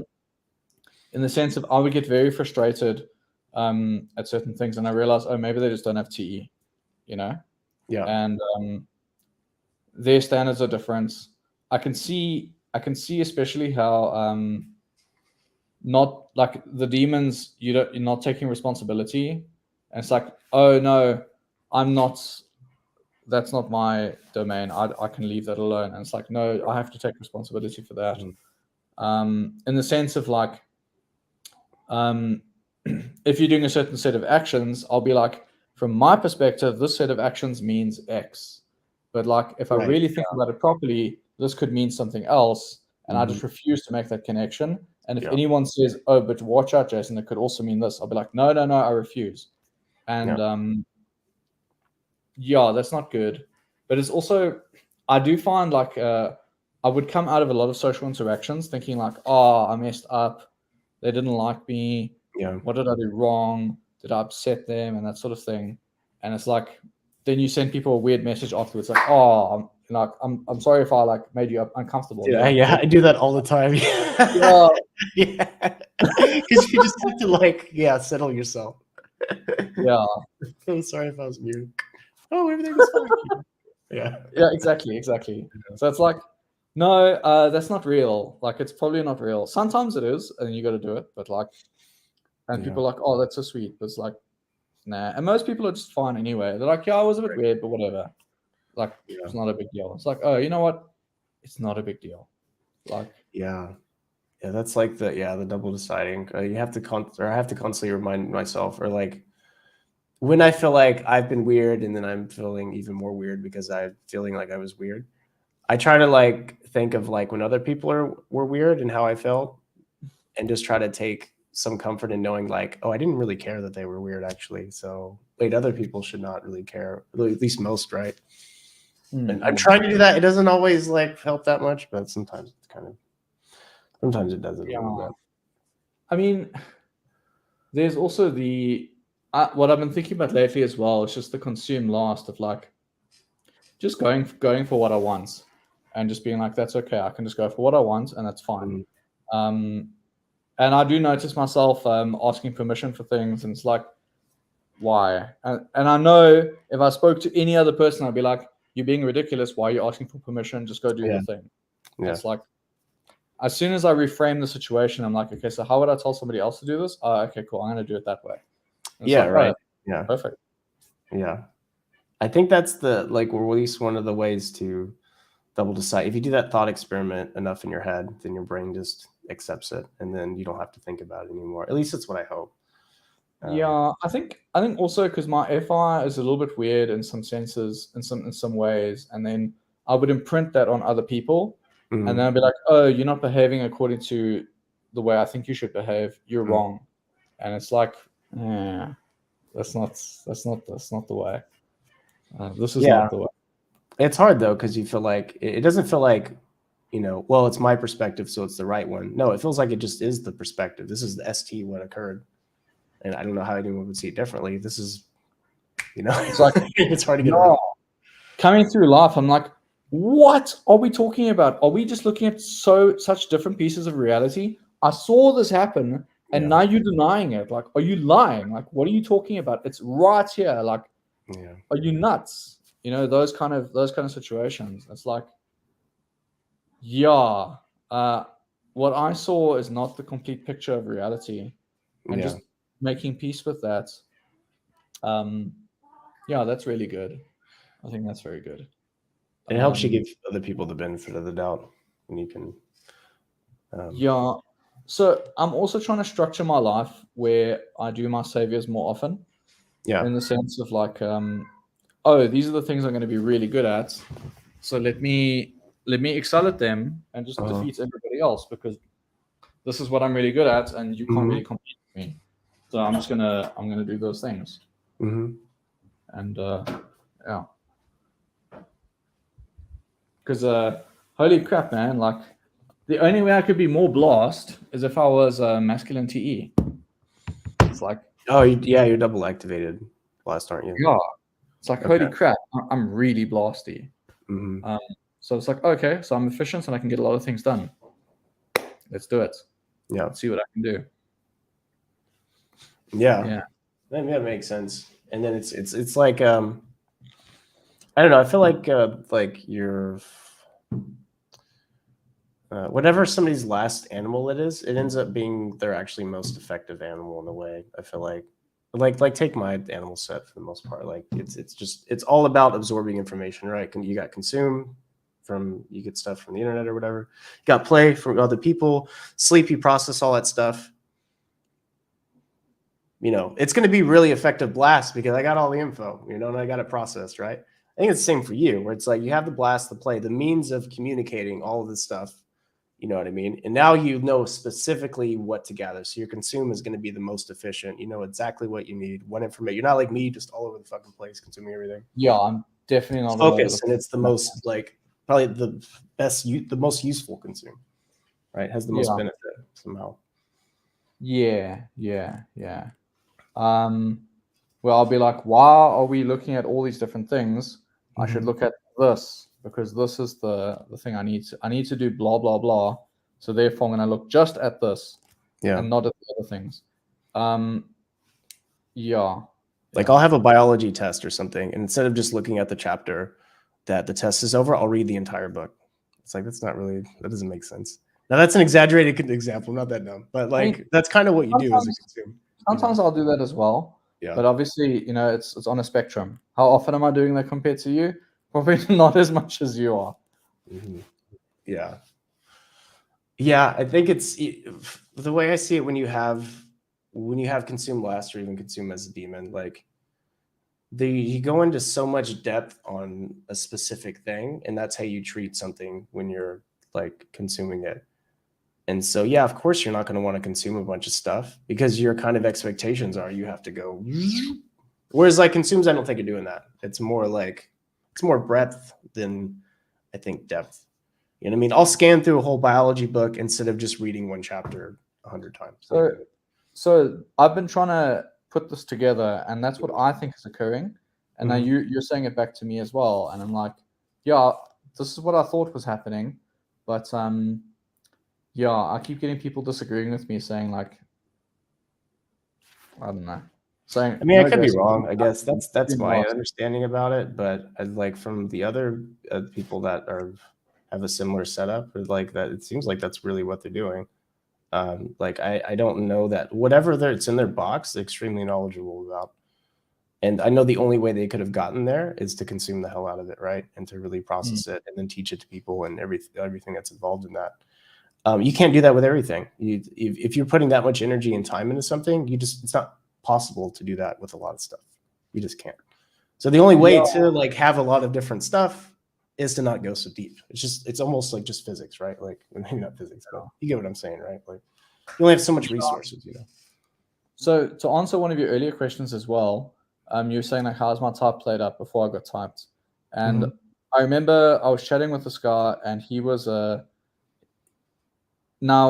played poker a while back, and so I was speaking with this guy, and I was like, hey man, like I see you actually doing quite well these days. I see you studying. Do you want to study together and discuss the game?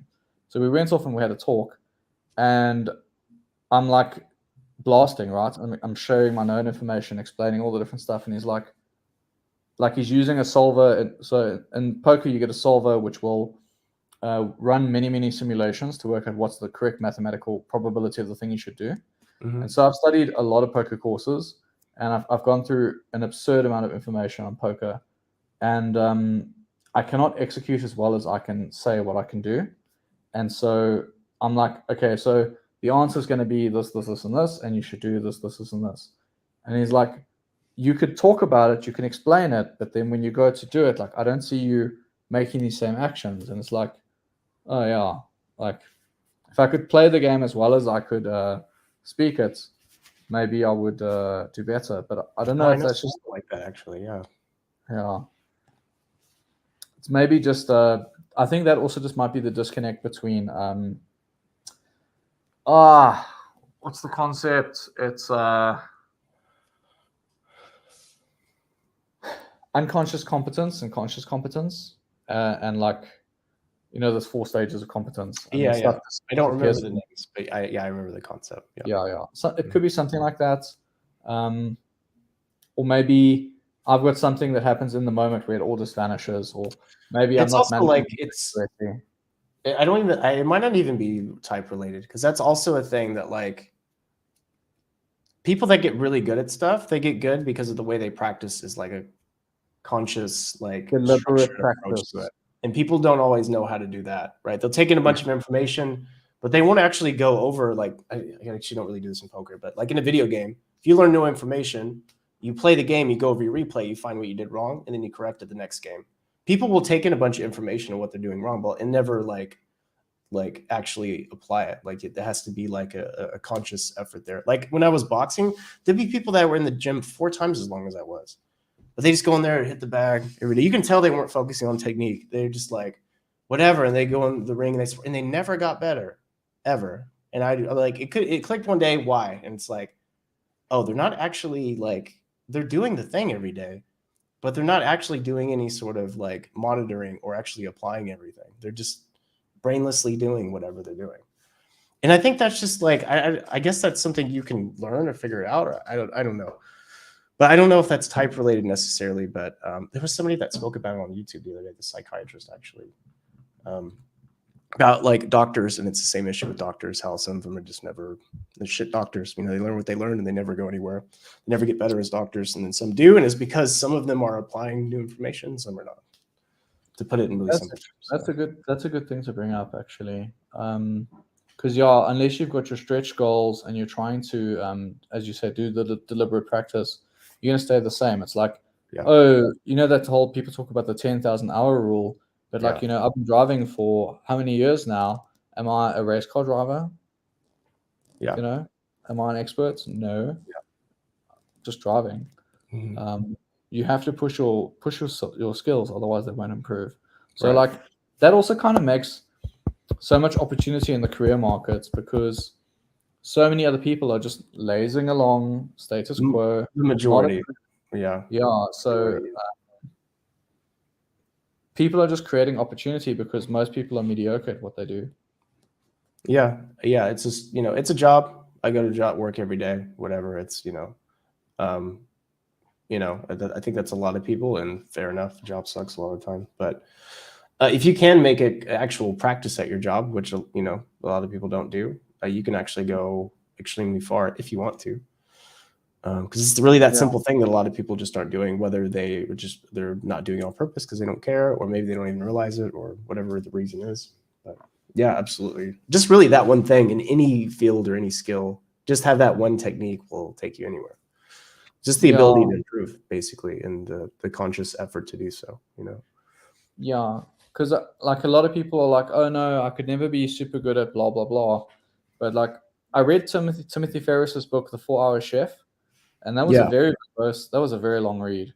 Is that the And same as the 4 Hour Work Week, or is it like different title, different book? it's thicker. It's thicker. Okay, it's a different He one. wrote a couple of them. He wrote the 4 Hour Work Week, the 4 Hour Mhm. Chef, and the 4 Hour Body. Okay, okay.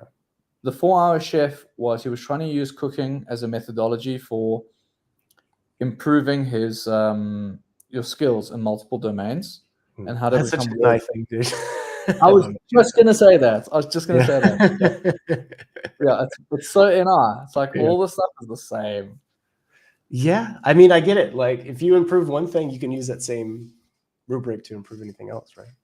Yeah, and yeah, so exactly. So he's like, if you want to reach the 90th percentile, maybe even the 95th percentile, it does not take that much effort to get there. Because Really does. I think he managed to compete in the Latin and ballroom dancing championships or something, and he trained for not tremendously long, and yeah, I think he's lead sleep, isn't he? So he's also a He is. thinker. No, he's blast sleep, I think. Is he blast sleep? Okay, I think so. I think he's interesting. play last as well, I wanna say. Yes, yes. Because in the book there was one line, and for some reason that one line always sticks with me. Like he was there to dance with his instructor, and this woman's like, "This man is built like an ox, yet he holds me like I'm so fragile, I'm gonna break." He's like, "Get hold properly," and then Yeah. I don't know why that anecdote just remembers, but Yeah, it's you can almost feel that somehow. You're like, "Okay." I don't know if I've ever been held that way, but I get yeah, it. yeah, yeah. So then The what more, do you have, or have you come up with ways, to improve yourself, like, since kind of getting with the OP thing? Or is it more just generally paying attention to and being aware of things, or um, I'm catching myself doing the single decider stuff a lot. Like, holy crap, it happens a lot. I Yeah. suppose also because I'm now spending so much time in an online community and you interact a lot of people. There's more chaos occurring, so it's more able to happen. But Mhm. it's not so much that it's like, oh, okay, let me just say it's not just like single decider stuff because I am pushing it aside and I'm like, okay, that's really silly. It's dumb. I should stop doing that. It's not Mhm. important. Um, but what I will notice is like it's the compulsion to go online and see, oh, what are people posting? What did they say? Oh, what's over here? Let me read that. Oh, what's this? What's this? And Yeah. it's like, okay, stop being so responsive, mute all your notifications, just focus on the most important stuff, and stop doing that because I'm remaining in the extroverted world, not getting into my introverted world. And Right. if I want to get work done, I need to get into my introverted world because that's where all the progress comes. Mhm. Makes sense. What else? Uh, yeah, I mean, I think, yeah, something like that. Something like that. Yeah, a lot of it is just, like, awareness and, like, actually, seeing those things when they come up and then actually processing that, like that in itself, like just does so much. Like for me as a demon FE, just going over like interactions I've had with people and trying to spot like, okay, where are like the FE violations in this interaction, and how can I improve next time, or what might have been this person's perspective on how this went, and how, and if you do that a lot of times, you naturally sort of get with it, I think. So which is like we just talked about, like, skills and concerted improvement, but like I think with this stuff, I guess we're kind of doing that still, but it's more of in like a thought process sort of thing. Like we're not like, running laps outside, you know what I mean, or getting FE tattooed on my forehead or something physical, right? Like, we're, mentally processing that stuff, which is the main thing, I think. Before I got into OP, I went down all the rabbit holes of all the nonsense in MBTI, and then it's like, okay. Yeah, I looked around at it a bit. Yeah, I think Yeah. I hated it at one point, but I definitely had my moments of that too. Yeah, what was that? What did you take from that? Oh, I just consumed a hell of a lot of nonsense, and then I think I got into. It was a hell of a lot of nonsense. Like I got into the MBTI stuff. So I say that in like the September I got into OP. Mm-hmm. In April, I got into the MBTI stuff, and I just went ballistic. Like the INFJ is like this, and I was like, "Yo, I'm an INFJ. I'm definitely beta quadrants. Aren't we all?" And I was like, no, but like I've done the research. This one makes sense. This is me, and yeah. So you obviously don't know anything about what that means, and then I found some people, and there's some guy who's an INFJ, and he's got it tattooed on his shirt, not on his shirt, tattooed on his arm. And he's telling some really cringe stories about his kids as well. And it's like, oh man, MBTI tattoo. Oh god. Yeah, he's got INFJ tattooed. It's just it's so opposite to OP, right? Because you're like supposed to be embarrassed about your type. So to get the tattooed on you, it's like yeah. But I mean, there was still some interesting stuff that I learned from that guy. And while he is going all over the place and he is turbulent, he's also like he's digging in deep areas. He's thinking about this and that. So I was like, okay, there's some fascinating stuff. I actually watched a lot of his YouTube channel, like a hell of a lot of it. And yeah, eventually when the rabbit hole stopped, I found Dave and Shan. I was like, oh, this makes sense. And I found Lijo and I found Gray's channel.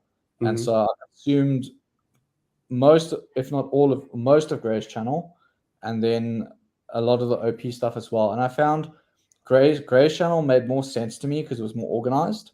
And it's also probably more sensor, I don't know. But yeah, and then I was like, okay, you know what? Of Lijo's channel maybe or something. She's lead in I, so maybe it's harder to get it from that perspective. But yeah, like you're lucky you got those. Those are like, I think some of the best OP. Yeah, it's good info. It's good info. They're quality channels. And then I signed up for the class, and I thought the class was every Tuesday we all sit in the class. I thought that too, actually. I was so confused. We raise our hands and we say, David Shan, tell me the answers. Yeah. Well, even I think it's in the languages, like make sure you're at the class every week, or something. Maybe it didn't say it, but it gave me the idea that there was a class, not like they were just going to record a video of them typing something. But I think eventually that enough people emailed them that they put like a line like, this isn't an actual class. Like we're with, Yeah. No, that's insane, eh? Flip. You got another question? I do. I got the most awkward question that I ask every interview. Actually someone else came up with. So if you could categorize your last function in terms of everything about it, masculine, feminine, introverted, extroverted, thinking, feeling, whatever, what would be the spirit animal of that function, would you say? Which animal would represent the FI? Oh no, Not this question. Yeah, I know. Sorry, man. I wish I had given you the questions before because I know this No, one's no. Well, I mean, I've watched so many of your interviews, right? And then you Yeah. always ask this question, and I'm like, what would I say? And like, okay, when I was younger, I would have said, like when I was a kid, I would have said a chameleon because I can blend with any social group. Mhm. But nowadays, I don't know. I'm not sure what animal would embody who my self conception. But the way I characterize myself is I'm relentless, and I have infinite. Fuck, what's the word? When you're open to good stuff happening, when things don't get you down, and you stay positive. What's that? Optimism. Yeah. Infinite optimism. Yeah. Mhm. I'll get down for a short period of time, but I'll get back up again. And like if you're gonna beat me, like I'm gonna have to die first. Mhm. And You're like an optimistic FI. yeah, I'd say probably a little bit delusionally Mhm. optimistic, but that might just be double masculine sleep. Okay. But I'm just like, I'm relentless. I will get it, and I will. Yeah, no matter. You can keep trying. You can keep trying. To me, Like, that's I think of a monkey. The monkey's always going to try to trick you. He's never going to stop. He's going to get you eventually, oh, I'm right? not going to He's try gonna get your trick. keys out of your wallet, right? No, but I'm not going to try trick people. But it's like basically. So I had a really rough year. Mhm. Fuck, what year was that? I can't remember the dates. This year, last year, yeah, last year, because I had a lot of family things. Like my mom died, my grandfather died a week after that. A whole bunch of other things went wrong as well at the same time, and I think the year before that as well. Like I had a lot of crap happen, and I was just like, "What else do you have, life? Keep trying. You're not going to win. Like keep trying. Carry on. What you going to do?" Um, which is a very very arrogant thing to say, but No, it's not. it's yeah, it's just All right. So, what is an animal that is optimistic? It's can endure, and I don't know, like a rhino, turtle. I don't know. I don't know. I'm not Something creative tough, enough. right? Something tough that'll keep going. Yeah, I like you knock it down, it gets back up again, and yeah. it's like a zombie. I don't know. It's like it just Mhm. keeps coming. Okay, gotcha. Okay, well, if if you have a guest later on, I'll include it in one of the other ones. By the I way, won't. Jason is a I turtle or won't. something. I don't know something like that. No, I probably won't. Okay, fair enough. No, I probably won't. All I'm right. actually being very nice because normally now I'm counteracting myself because I'm normally like, I don't like that question next. I'm Yeah, like yeah. actually No, you could have trying. next it. You could next it actually. It would have been fine. I get it. It's an awkward ass question, especially for us STs, right? You're like, what the Yeah, fuck? yeah. Yeah. All right. No worries, man. Yeah, it's actually all I got for you, man. Do you have any questions for me or anything you want to talk about before we end things, or because we can keep going? We got time. I don't have anywhere to be, so yeah. Oh, okay. Your body language says you're tired. I'm tired. I've been tired since we started. I've been tired all day, so Oh, okay. not because of the interview. Oh, okay. Jellyfish, Turritopsis dorani. I don't know what That's any of these animals are. Well, I don't jellyfish, know. The immortal jellyfish. Wouldn't that have been? Turnitopsis. Yeah. Oh, by the way, hey, like that we had somebody there. Hi, Harry. It's good to have. Is your name Harry, or is this the username, Mr. N Harry? I don't know. Morning, Harry. Nick, what's up, my man? Hey, it's Nick. How's it going? He's also ST, so I don't know what he's talking about. All right. I don't know if we have any questions though. I don't think we do. What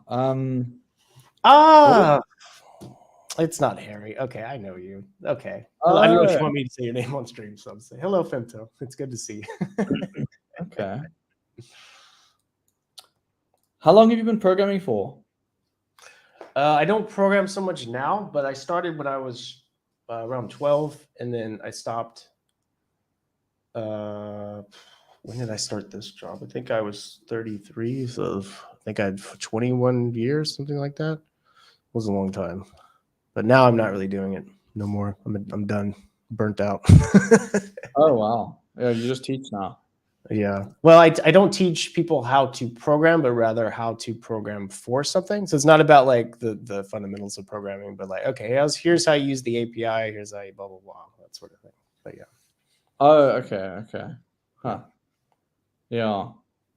No, I mean, I've been coding since I was 16. I got into coding accidentally because I was going to do, I wanted to do electronics, Mhm. and then not enough people signed up. And I was like, okay, I'll do history. And then not enough people signed up. So they put me in computers, and I was like, oh no, Word and Excel. Oh yeah, that And would have been boring. so boring. And then they gave us programming, and I was like, oh, I can make computer games with this. And I got really hooked on that. And then I taught myself Python. And but I very much like I can see how I consume Lost, taught myself these things because I was like, okay, what works? What's the minimum I need to make this thing work? And then Right. I work with that. And I wouldn't go deep into the details of like fully understanding the stuff. Which makes sense at the beginning. You shouldn't, right? You should just be doing Hello World and then going from there, right? Yeah. But I think I didn't quite evolve from that stasis, that way of doing things until much later. Mhm. And now I'm like far more focused on going into the way nitty gritty. And then I was like, okay, so I want to learn OpenGL. So I tried to code some stuff there. And then I learned assembly language because I was like, I'm going to make a really fast game engine. And obviously, I'm man, like, I felt the same way. I really wanted to learn assembly because like that's the most efficient, you know? exactly. Yeah. Yeah. So I wanted to learn assembly, and I was like, okay, so I learned assembler, and I learned this assembler called ROSASM, and it was initially supposed to be called React OS Assembler. And what ended up happening is the author was this French dude, Beethoven, and he was, I don't know if you've ever heard of React OS. I haven't. It was supposed to be this is for all lawyers in the future, whatever. This is just my personal opinion. I'm just stating it right here, just in case you're coming at me. And so React OS was supposed to be a rewrite of Windows, and then Windows apparently had a lot of leaked code, and it ended up in the open source React repositories. So it's like, whoa, where did that code come from? That's hilarious. Yeah. And so I'm this like, oh, guys, like I want to code for your React OS, but I want to do it in this thing called ROSASM. It's the React OS assembly. Have you guys heard of it? And I'm literally just like walking into the barn with a can of fuel under my arm. Like I'm just like waiting to ignite a fire. And I don't realize this. And so I'm posting this on forums as like I was like 19 or 18 or something.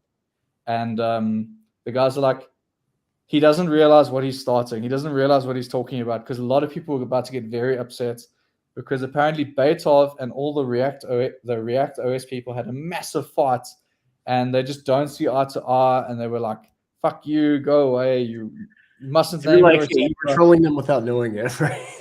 Yeah. And so he like emailed me privately and he's like, hey, I know you don't understand what's going on here, but like there's some real drama going on.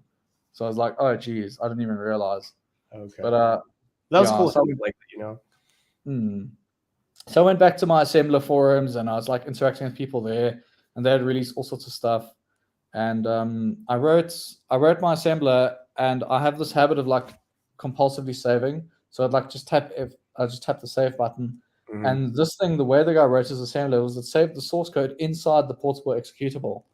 And as I was saving, so in your binary file, there's a file format for the binary exe files. Okay. And there is space for you to just save the source code as plain text inside the file. Okay. So he saved it inside the same file along with the logo of the executable. And I was just saving, and then we had a power cut. Like lost my project. I was like, So I had to recode. A lot of stuff. How could you have known that? What a weird functionality that had. It's so strange. I knew it saved it in there. I just didn't realize I'd lose it. Okay. What I mean we had a power cut isn't I was tapping save like 20 times in a row, and literally in the time it takes to compile the file and save it in there, the power cut, and then the file was corrupted. That's what happened. Shit. Okay. Yeah, that's what happened. So Okay. that's what we code it. But I bet. Like, how mad were you? Did the shirt come off at that point? Fuck this shit. Sorry, I'll stop with the shirt, man. I've done it. I think I've overdone it.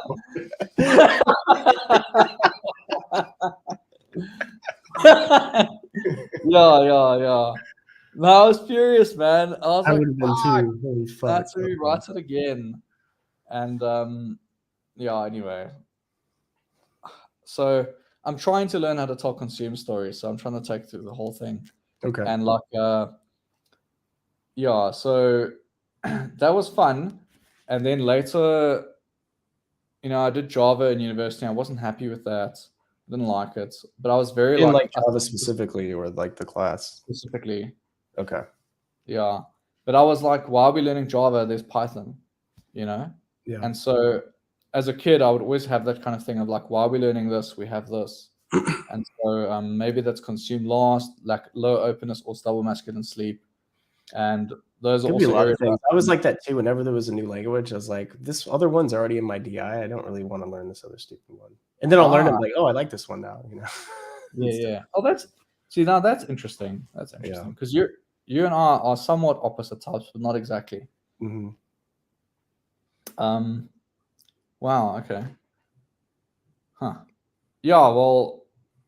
Yeah. So over the years, I did more programming and stuff, and yeah, I learned eventually to just enjoy writing code. I wasn't happy in the first job I had, but how could I be? I worked in a basement. It was just me in a basement, and it's like, no, yeah, there was a door, but it was like water down, dripping in the background. steps right by the door, so it was like quite dark. It's like, how could I be happy there? Yeah. I was addicted to Dota as well. Like I would just sit and watch Dota replays at work, which was not good. It was not honest of me, but yeah, I was just so addicted to that game, and I was always trying to build teams and play Dota. And then when Dota 2 came out, I was like, I don't like the way it looks. I just can't get into it. Yeah, I can understand that. Yeah. Yeah, I guess we both have trouble jumping sometimes, but probably for different reasons. I think, for me, it's just DI. The TI is already locked onto this thing. And it's like, this is better, but this already works for me, and I don't think it's going to be better. So even though it ends up being better, I struggle with that too, definitely. Yeah. Like, I always want to find the one way and make that the thing. And it's like, no, there's many different ways to do things. It's like, now I'm like, oh, what's better, inheritance or composition? And I'm like trying to research those more in depth because I'm doing a lot of Golang these days. Mm-hmm. And I'm like, okay, this is interesting. But the more I think about that problem, the more I notice how inheritance happens in many, many places in life as well. Mm-hmm. And I suppose I just didn't really think about information theory in real life as much as I could have. So I'm actually quite excited to read a few more programming books these days, whereas I wasn't as interested in the theory back in the day. I just wanted to know the stuff so I could build things. And I just wanted to make stuff. Just wanted to make stuff. Which is good. I think most programmers are not actually doing that. I didn't do it. I did it when I was young, when I loved programming. And then once I started doing it for work, then I just started to hate it. And then I just coasted from there on out. Work, but if you work can do that, also, you're interested in it, it's great. Yeah, work also it killed my fire. I wasn't interested anymore. Very for quickly. Programming or for something else. Yeah, for programming. But you got it back. I've always had fire. It's just the programming just died in me. Okay. I've got it back now. And a few years ago, I had realized that I just enjoy getting in the zone and writing code. But I got into trading for like 12 years. And so that was really hard. I'm not doing it anymore. But the coding, getting in the zone, like that is where the best life is, I find. Is that it is nice, right? It is sort of a flow state, right? Yeah, the flow state is just unbelievable. Mm-hmm. I always wanted to read Csikszentmihalyi's book. He wrote a book called The Flow State, and a lot of people quote it. He's got this. It was Mir. Yeah, I can't remember the name, but I never got around to reading his book. I don't know. I like it, like anything that. Well, it's funny. Where this kind of makes me a hypocrite, I guess. But any like psychological stuff that's like feels like a self help book, I'm just immediately turned off by that. I'm like, how to get into the Really? flow state? I'm like, fuck this, dude. I've read so many damn self help books at this point, and Uh, I've come to the conclusion that they're all bullshit, and not they're bullshit that they're wrong, but they're okay. just it's a waste of my time. Okay, but you I've never actually gotten you any went through benefit the from any of slog. these books. Hmm? Yeah, you've gone through the slog already. Enough where my consume shut off to it. I just not gonna. They make you feel great, and you feel like you've learned something, and you feel you got like the answer to life. Well, I've got the 12-step rule, or I got the 12-second rule, where I just count backwards from 12 seconds every time I don't want to do something, and it magically do it. It's just really dumb shit that just sells you the world, and then I don't know. It's more of a focus on sleep now. It's more of a focus. So there's not any new information you need at this point. Info's there. You've done more consumed than you need to. The really big changes in your life have been when you've processed something and you had an eureka moment. Never got that from a book. Well, I can't say that, but for the most part, self-help books never got that. So Yeah, I hate so all of them. Yeah, I went through a massive slog of self-help books as well. yeah. And there's one book that I found that stands out above everything else. And it's one book that I have on many occasions in my life gone back to and been like, oh, yes, that's right. Yes, exactly. And it's full of woo woo, at least from by my ST standards, it's full of woo woo. Like MRN Harry is busy saying, what do we think of the NF hippie? What does it stand for in your life? I'll try to get to that, but it's something like, for me, what I think is woo woo, other people are like, that's not that woo woo. I'm like, seems very woo woo. I'm quite ST, but it's The Power of Concentration by Theron Q. Dumont. It's free on YouTube. You can check it out. Some lady narrates it, and it's that book has been very instructive in my life, and Robert Greene's books, and Ryan Holiday's books, and I really enjoy the book Siddhartha by Hermann Hesse. I love Siddhartha, man. That's a great. I Oh, don't consider that a self-help book. That's just a cool no, story with a message, right? Now that's different. yeah, I would think. yeah. I'm glad I you love like that. it. That's one of my favorite One of books. my favorite books. Yeah, that's a great one. And The Wheel of Time. The Wheel of I don't Time. know that one. So it's a fantasy book series. It's 14 books long, Oh shit. and it's yeah, that's my favorite book series. I've read it twice. I've done the audiobook once, and I've listened to half of it Wait, you with. read books over again? Wow. Okay, that is I that read is so- a I lie read right books. there, man. Yeah, I read books that are really good multiple times, No, especially if to there's be some fair, kind I've of- read Siddhartha multiple times, so I guess I can say that too. Yeah, I mean, I've read Robert Greene's books multiple times, except for like two of them. But I've read 48 Laws and the 33 Strategies of War and oh fuck, what's the other one?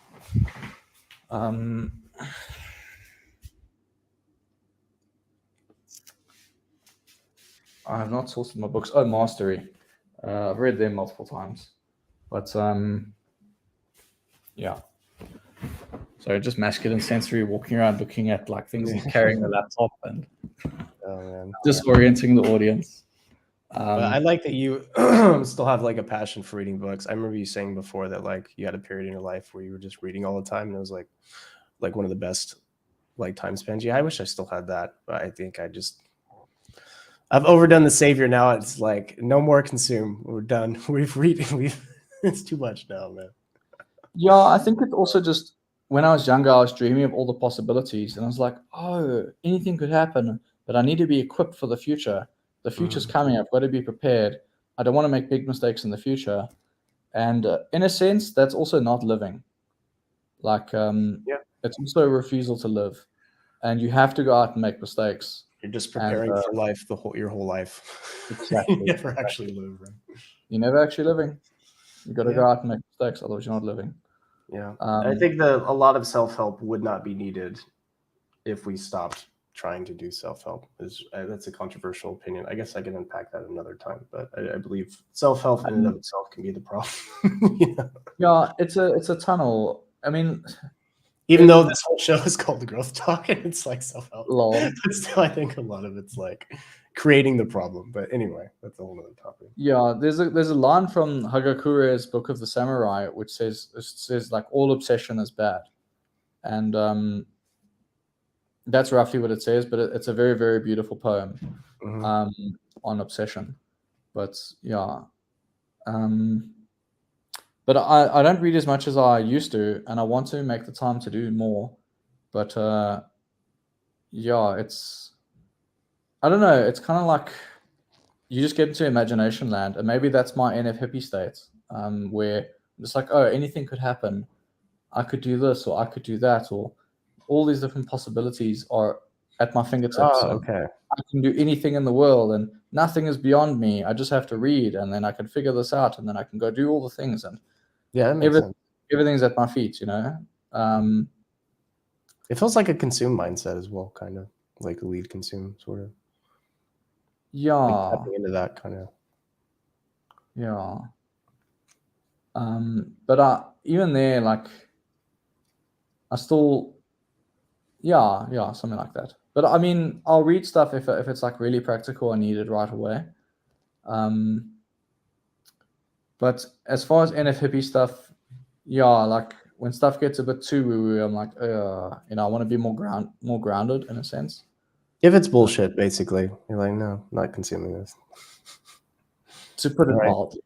You know, you're just, I think there is like woo-woo stuff out there that is just like, it has its purpose, but it's not there to be instructive. It's there to energize you somehow or whatever, and we'll play make believe with all this stuff and feel better and whatever. But some of the stuff in the NF realm is not hippie at all, right? Like even like the NF of a relationship, there's nothing hippie about like how that works. It's just human connection and stuff, which is an NF concept, but there's nothing hippie about it. There's not crystals or chakras or anything, right? Yeah, I think like the hippie thing, it's like it probably gets associated too much with that because I think people assume that it is just like, or at least a lot of us STs are like, it's not actually fair to the NF. Like I definitely need more NF in my life. Yeah, and you know, NF is the missing piece, and NF is it just feels amazing. It's incredible, and I have often worried that when I have kids, I'm too ST, and I need the NF there to like balance me out as well. And so, yeah, I need to put more stock in that. But I mean, I've got friends who would call OP as a very NF system. They're like, oh, it's just astrology. And it's like, I don't know, man. But even there, right, I'm very ST. I'm double activated ST. And it's like, and I think so are you. Yes, you are. Yet I mean, it's one thing to, you know, if you're going to think your personality depends on how the planets have aligned at the moment you were born, as though the planets, whatever impact that would have to you being born, has more of an impact than your genetics, your environment, how you're raised, the people you're around. If that has the planet being over there, that's the most woo-woo thing ever. But to like base, you know, a system on things that are, a lot of it is like, a lot of the themes in OP are like actual legit psychological things. Like there's a something that closely mirrors double deciding called differentiation, which is a known concept in psychology and stuff. So to call this like woo-woo or astrology horoscope stuff, it's a little more than that, or a lot more than that, I would say. Not to say that it's 100% true, ST correct, who knows? It's done great for me, so what can I say? But it definitely ain't a horoscope, I can say that. Yeah, because for me, what makes it real is I can observe it in the wild, I can talk to people about it, and then I can just sort of see it. Like, and as you also speak to people on the Discord, you can kind of get an idea of like, oh, they really are like communicating with feelings with the F, you know, and you can just see all the differences. And it's like, even now, like, yeah, I was gonna say, oh, now with this person we just typed, I feel like he's this, but it's like I'm obviously gonna be wrong. We're always wrong. Everyone else is wrong too, if it makes you feel any better. Yeah, it's like, I'm just like, it feels like double activated play, the way he's talking. And so I'm like, okay, that has a certain feel to it, but I can't quantify it. And so as I start to piece all those things together, then you can kind of see, like, especially like interacting with, like, you see the infodoms, you interact with them, and it's like, okay, so they're pinging a lot and they're talking about the things, and they actually end up talking about the same thing repeatedly when they sleep last to figure things out. So it's like, oh, the play last are struggling with this, and then the energy doms are, they're just not always taking the information as serious as they could, and the consume and blast, the differences in the energy levels of like the introverts and extrovert, like, and it's constant, right? It doesn't seem to just shift and change. And I think that the fact that it's constant makes it more real. If it was changing all the time, I think I'd be like, well, you learn it once, you find out what you're doing, then you fix it, and then you leave the system alone and you go away. But it's a permanent thing. I mean, your brain is always doing it. Yeah. Saviors. Right. Yeah. It's not something we can't ST prove the system, not until we get brain scans and stuff. But I mean, compare your experience with MBTI to this, right? Like night and day. Yeah, right. Like, I mean, It's night and day. That's not proof enough that there's something here. I don't know what is. So anyway, but it can't be proved. Like, you can't say OP is 100% because we just don't have the ST data on that. We could all like possibly be fooling ourselves. I don't know. The results are there though. So even if I am fooling myself and this is all crap, I don't even care because it's helped so much. So what if it doesn't end up being 100%? If it works, it works. So I have a channel change question. So apparently the last function is the thing everyone really, really wants, right? So the EJs, they want someone to respect their identity and to take in their identity and, I don't know, just sort of see whatever depth they have or something. And so for you, you've got the FE at the bottom. So is it like that's, you really want the tribe to take you in and acknowledge you and just see, like, acknowledge all the stuff you've done and to see the value or feel good about it, or I don't know what. Or like at a very primitive way, like we have the idea that we want to be so awesome that the tribe will then accept us or whatever, which is not really how it works, right? But yeah, at a fundamental level, you want to feel like you're a part of the tribe. Like, you don't want to be the IP. Like, you want to feel like there's a sense of community and that you're valued and that you're in this, like, the deep down, we all want to be a part of the tribe, even though we don't know that, right? And you'll know that as an IP if you ever have the feeling of just like, which doesn't come very easily, of being in a group and just feeling like it's not me and then other people, it's all of us together and we all got each other's back. Like, that feeling is very hard for an IP to have, I think.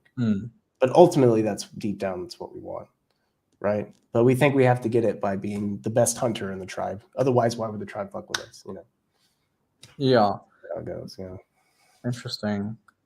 Because, so my follow-up on that is, what I've noticed with myself is that the music I listen to tends to be like, okay, finding your place of rest, or finding your calling and the thing that's going to pull you in, and battling against all the people and just achieving your thing.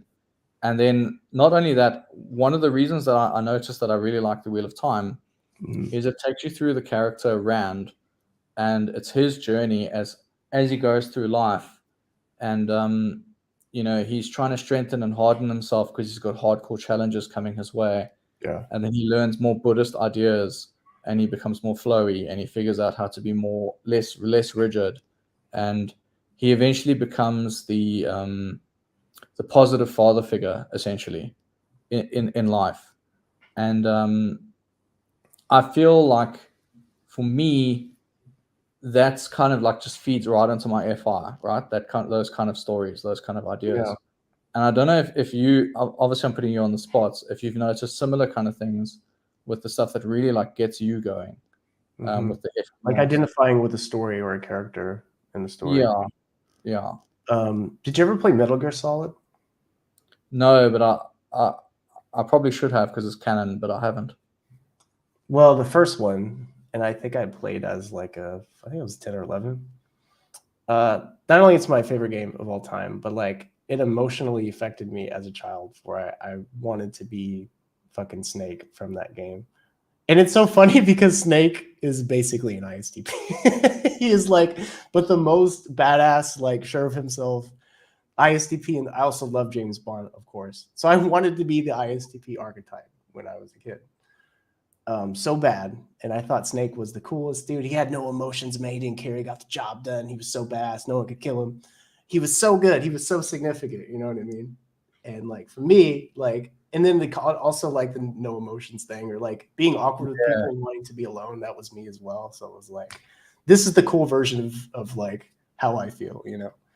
Yeah. So yeah, that was, there's, I mean, other characters, but that's the one that sticks out to me. Yeah. Okay. Wow. Well, that's cool. Sure. Yeah, and it's funny that, yeah, that childhood hero, it's like, oh, we're actually like a similar personality type. Like, okay. Yeah. I mean, I wouldn't want to be him now because, you know, like, that's a lonely asshole right there. You know? But he's too stiff.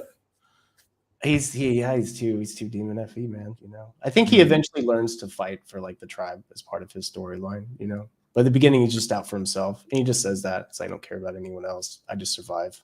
You're a hero, Snake. I don't give a fuck. You know, you know what I mean? Like, that was so cool. Yeah. Yeah. Oh, shit. Do you want to answer some of the chat questions? I think we got a couple. Yeah, let's do it. There was we might have already kind of answered this. What do you both respectively think of NF? What does it stand for in your life? I guess with you it was kind of with reading a little bit, right? Or maybe you could, maybe you can expand on it a bit if you feel like. I mean, for me, my NF would be like, you know, the Wheel of Time, the power of concentration. I feel like I'm reading between the lines on a lot of things. Maybe I'm doing it poorly, but I feel like I'm doing it. And that makes so much sense, actually. Like NF consume, taking in the storyline and the atmosphere of another way of life and stuff, and connecting with that. That's kind of what that is, right? When you go into that sort of thing, like I think that's what NF consume is doing. No, whatever the path or whatever the abstract environment of another human being, and liking and valuing that, you know, for yourself maybe, or potentially. Yeah, maybe. Or maybe trying to find the core crux of what makes something actually valuable, like down to its finest piece. Right. Yeah. Yeah, that would make sense too. Yeah. Yeah. Yeah, maybe that's the answer. What's it like for you? So when I think of NF, and like when you get to the stereotypes, I think of like, how do we all get along? That's the NF for me. You know, which NF last year directing the tribe to, we're all happy and whatever. So I think like when I'm thinking of NF, how can it be used? You know, like how can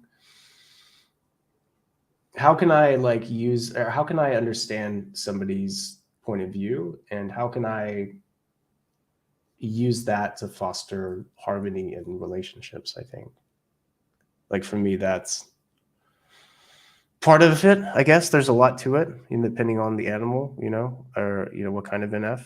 But for me, it's like, yeah, it feels like I feel like I'm in my NF when I'm like counseling somebody. That's when I feel like I'm in those functions where it's like, I'm going to try to very double feminine direct you, because double feminine blast, to make you feel better and to understand the big picture of everything, you know.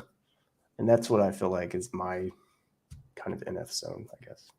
Which I don't know if I'm saying that just because I know it's a blast or what, but I mean, it is what it feels like. So maybe it just happens to match that, or, you know. Do you think it's like how we get along, or why we should get along? And if we don't get along, what will happen? I guess it's not so much. I said getting along. I guess that's part of it. It's more like understanding. And I guess the result of that is getting along. Right. But it's more of like, yeah, how do I define that? It's tough. Because it also feels like, it can also feel like it's for yourself as well, in a way where it's like, when we take in the universe as a whole, and like, what is valuable about that? What is valuable about my life? What am I connected to? Is it all connected? That sort of thing. I feel like it goes there sometimes too. It's really hard for me to. I realize now that I'm talking about this, like, okay, I thought I had processed this more than I have, but really, actually, there's some stuff still to think about, I think. But so yeah, I'm kind of all over the place. But yeah, hopefully that made at least some sense. I mean, it's hard to start processing it because I mean, your brain doesn't want to go there generally, and you don't think it's important because you think you got to focus on other things. Yeah, And then or it tries to do the ST way of NF, which isn't. Yeah, that's as well. As All well. right. Well, thank you, Femto. Good question. And yeah, you should definitely check Siddhartha out. It's amazing. And Fred, yeah, I haven't seen Fred in forever. Fred, you're still around, man. I feel like Fred's old school. He's been around forever. Anyway, do you live by any mottos? If you had to get a phrase tattooed somewhere, what would it be?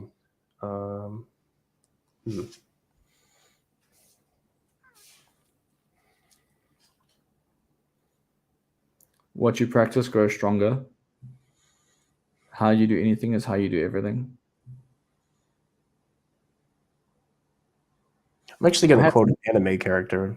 As weird as that sounds, but for me, it's whatever happens, happens. I like that quote. Simple and, for me, profound, Yeah. That's and good. For me, a link to determinism. Link to determinism. Yeah. Yeah, that's good.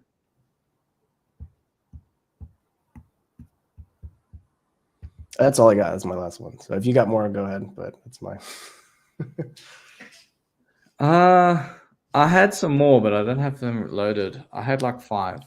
But the problem for me is I don't like damaging my body, so I wouldn't want to tattoo something onto me. Mm-hmm. And if my body does get damaged, it's sort of like a battle scar or whatever. I don't want to be like, oh, I purposefully did this or whatever. I didn't even think about actually getting a tattoo with it. That changes things. Went straight into the NF land. Yeah. I don't know. A tattoo. I wouldn't get a motto tattooed, but I don't think that's what he's asking. I think he's just trying to convey, like, if it was a phrase that you would love it so much that you would get a tattoo, even if you wouldn't, right?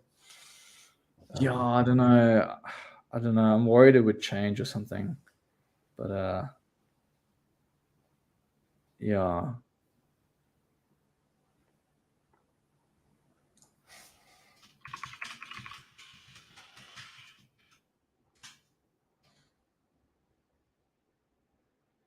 All right. Well, we can move on. You don't have to rack your brain too hard. You did give like 3 right off the bat, I think, right? Which is pretty good.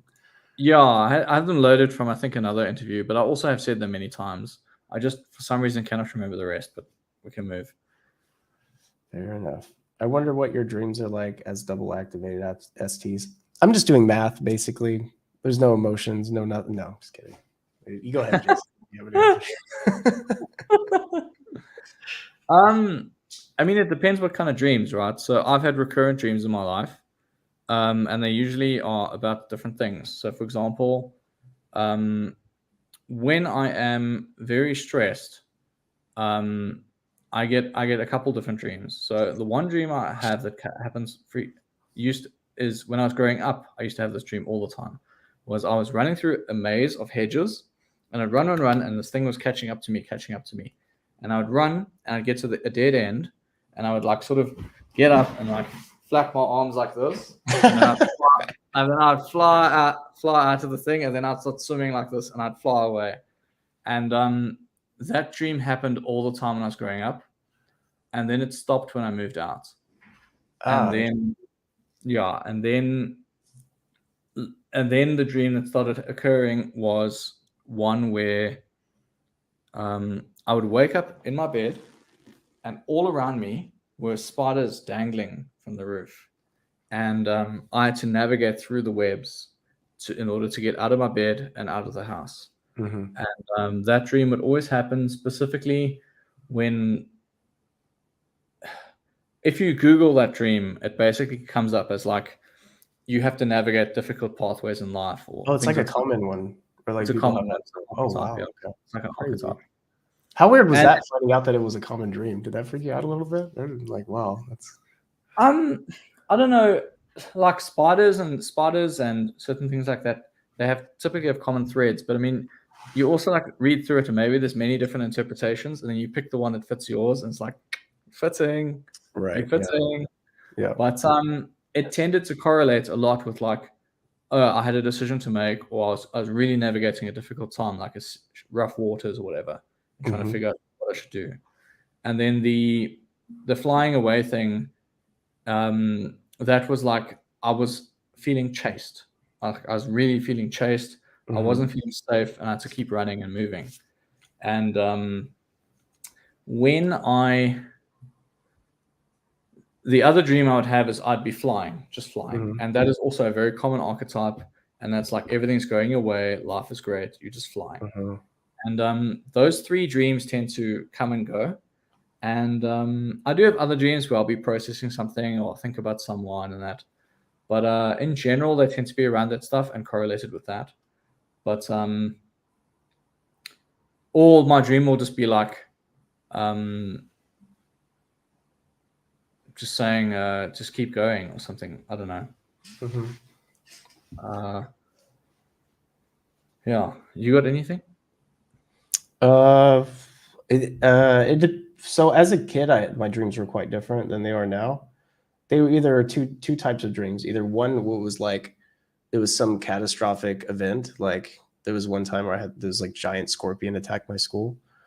The scorpion was like the size of my school, which is pretty sick actually. It was a cool dream.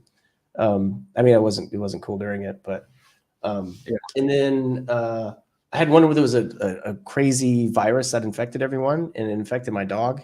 And my dog, I remember my dog walking up to me, and her head just spun off and fell on the ground. It freaked me the hell out. It took me a while to get over that dream. So I either had those, or I had ones where it would be completely boring and plain, but everything about the dream had some weird symbolism that had almost nothing to do with what was happening. Like it would just be me going to Subway and ordering a sandwich, but the sandwich represented a concept or something, or just something completely strange, where if I told somebody the dream, like, oh, that's it. Like, no, it was crazy though. Cause for me, everything meant something different and it was super weird. Now I don't. Now I just have like mildly uncomfortable decider dreams where like, I'm just with my parents or hanging out with friends, and I feel like they're kind of annoyed with me, and it's kind of like, yeah, it's kind of uneventful and just kind of mildly uncomfortable, but nothing crazy. And yeah, as an adult, those are the ones. No more. I kind of miss the old ones, to be honest. Those are more interesting, but yeah, I would say that's it. Wow. Well, that one with your virus and the dog, that's some rough stuff. That was hard. That took me a couple weeks to like process that. That scared the shit out of me. I think I was like 10 or something. Yeah. Wow. Yeah, that's hardcore. Yeah. Yeah, what goes through your head as a kid, man, you know? Oh. So in the NF side, I got told this one thing the one time, which was about rings on fingers. And so obviously we got to do the NF, or let's stop calling it NF because it's. Okay. I think it's disrespectful to NF. I don't think. What do we call it then? I don't know. I don't know what else to call it. Honestly. I don't know. Woo woo. You could just call it woo woo because I don't think NF is woo woo. Okay. Sure. You're talking about okay. Yeah, I'm just talking woo woo. I don't think it is. I don't think it is NF. I think it's not fair to NF. I think NF is more serious than that. Yeah, I don't think NF is woo woo, but I think NFs tend to do woo woo. Not all of them, but if they're not going to see an ISTP going to chocolate class, right? Probably not. Yeah, just reading. But like NF is not woo woo though. And if you're NF, it doesn't mean you do woo woo. Sorry to NFs out there, but yeah, you tend to like that stuff sometimes, right? So anyway. Oh, Grace is saying she gets stressed out. And then she's being chased, and then it sounds scary. Yeah. Oh, let me put this on the screen. People can see.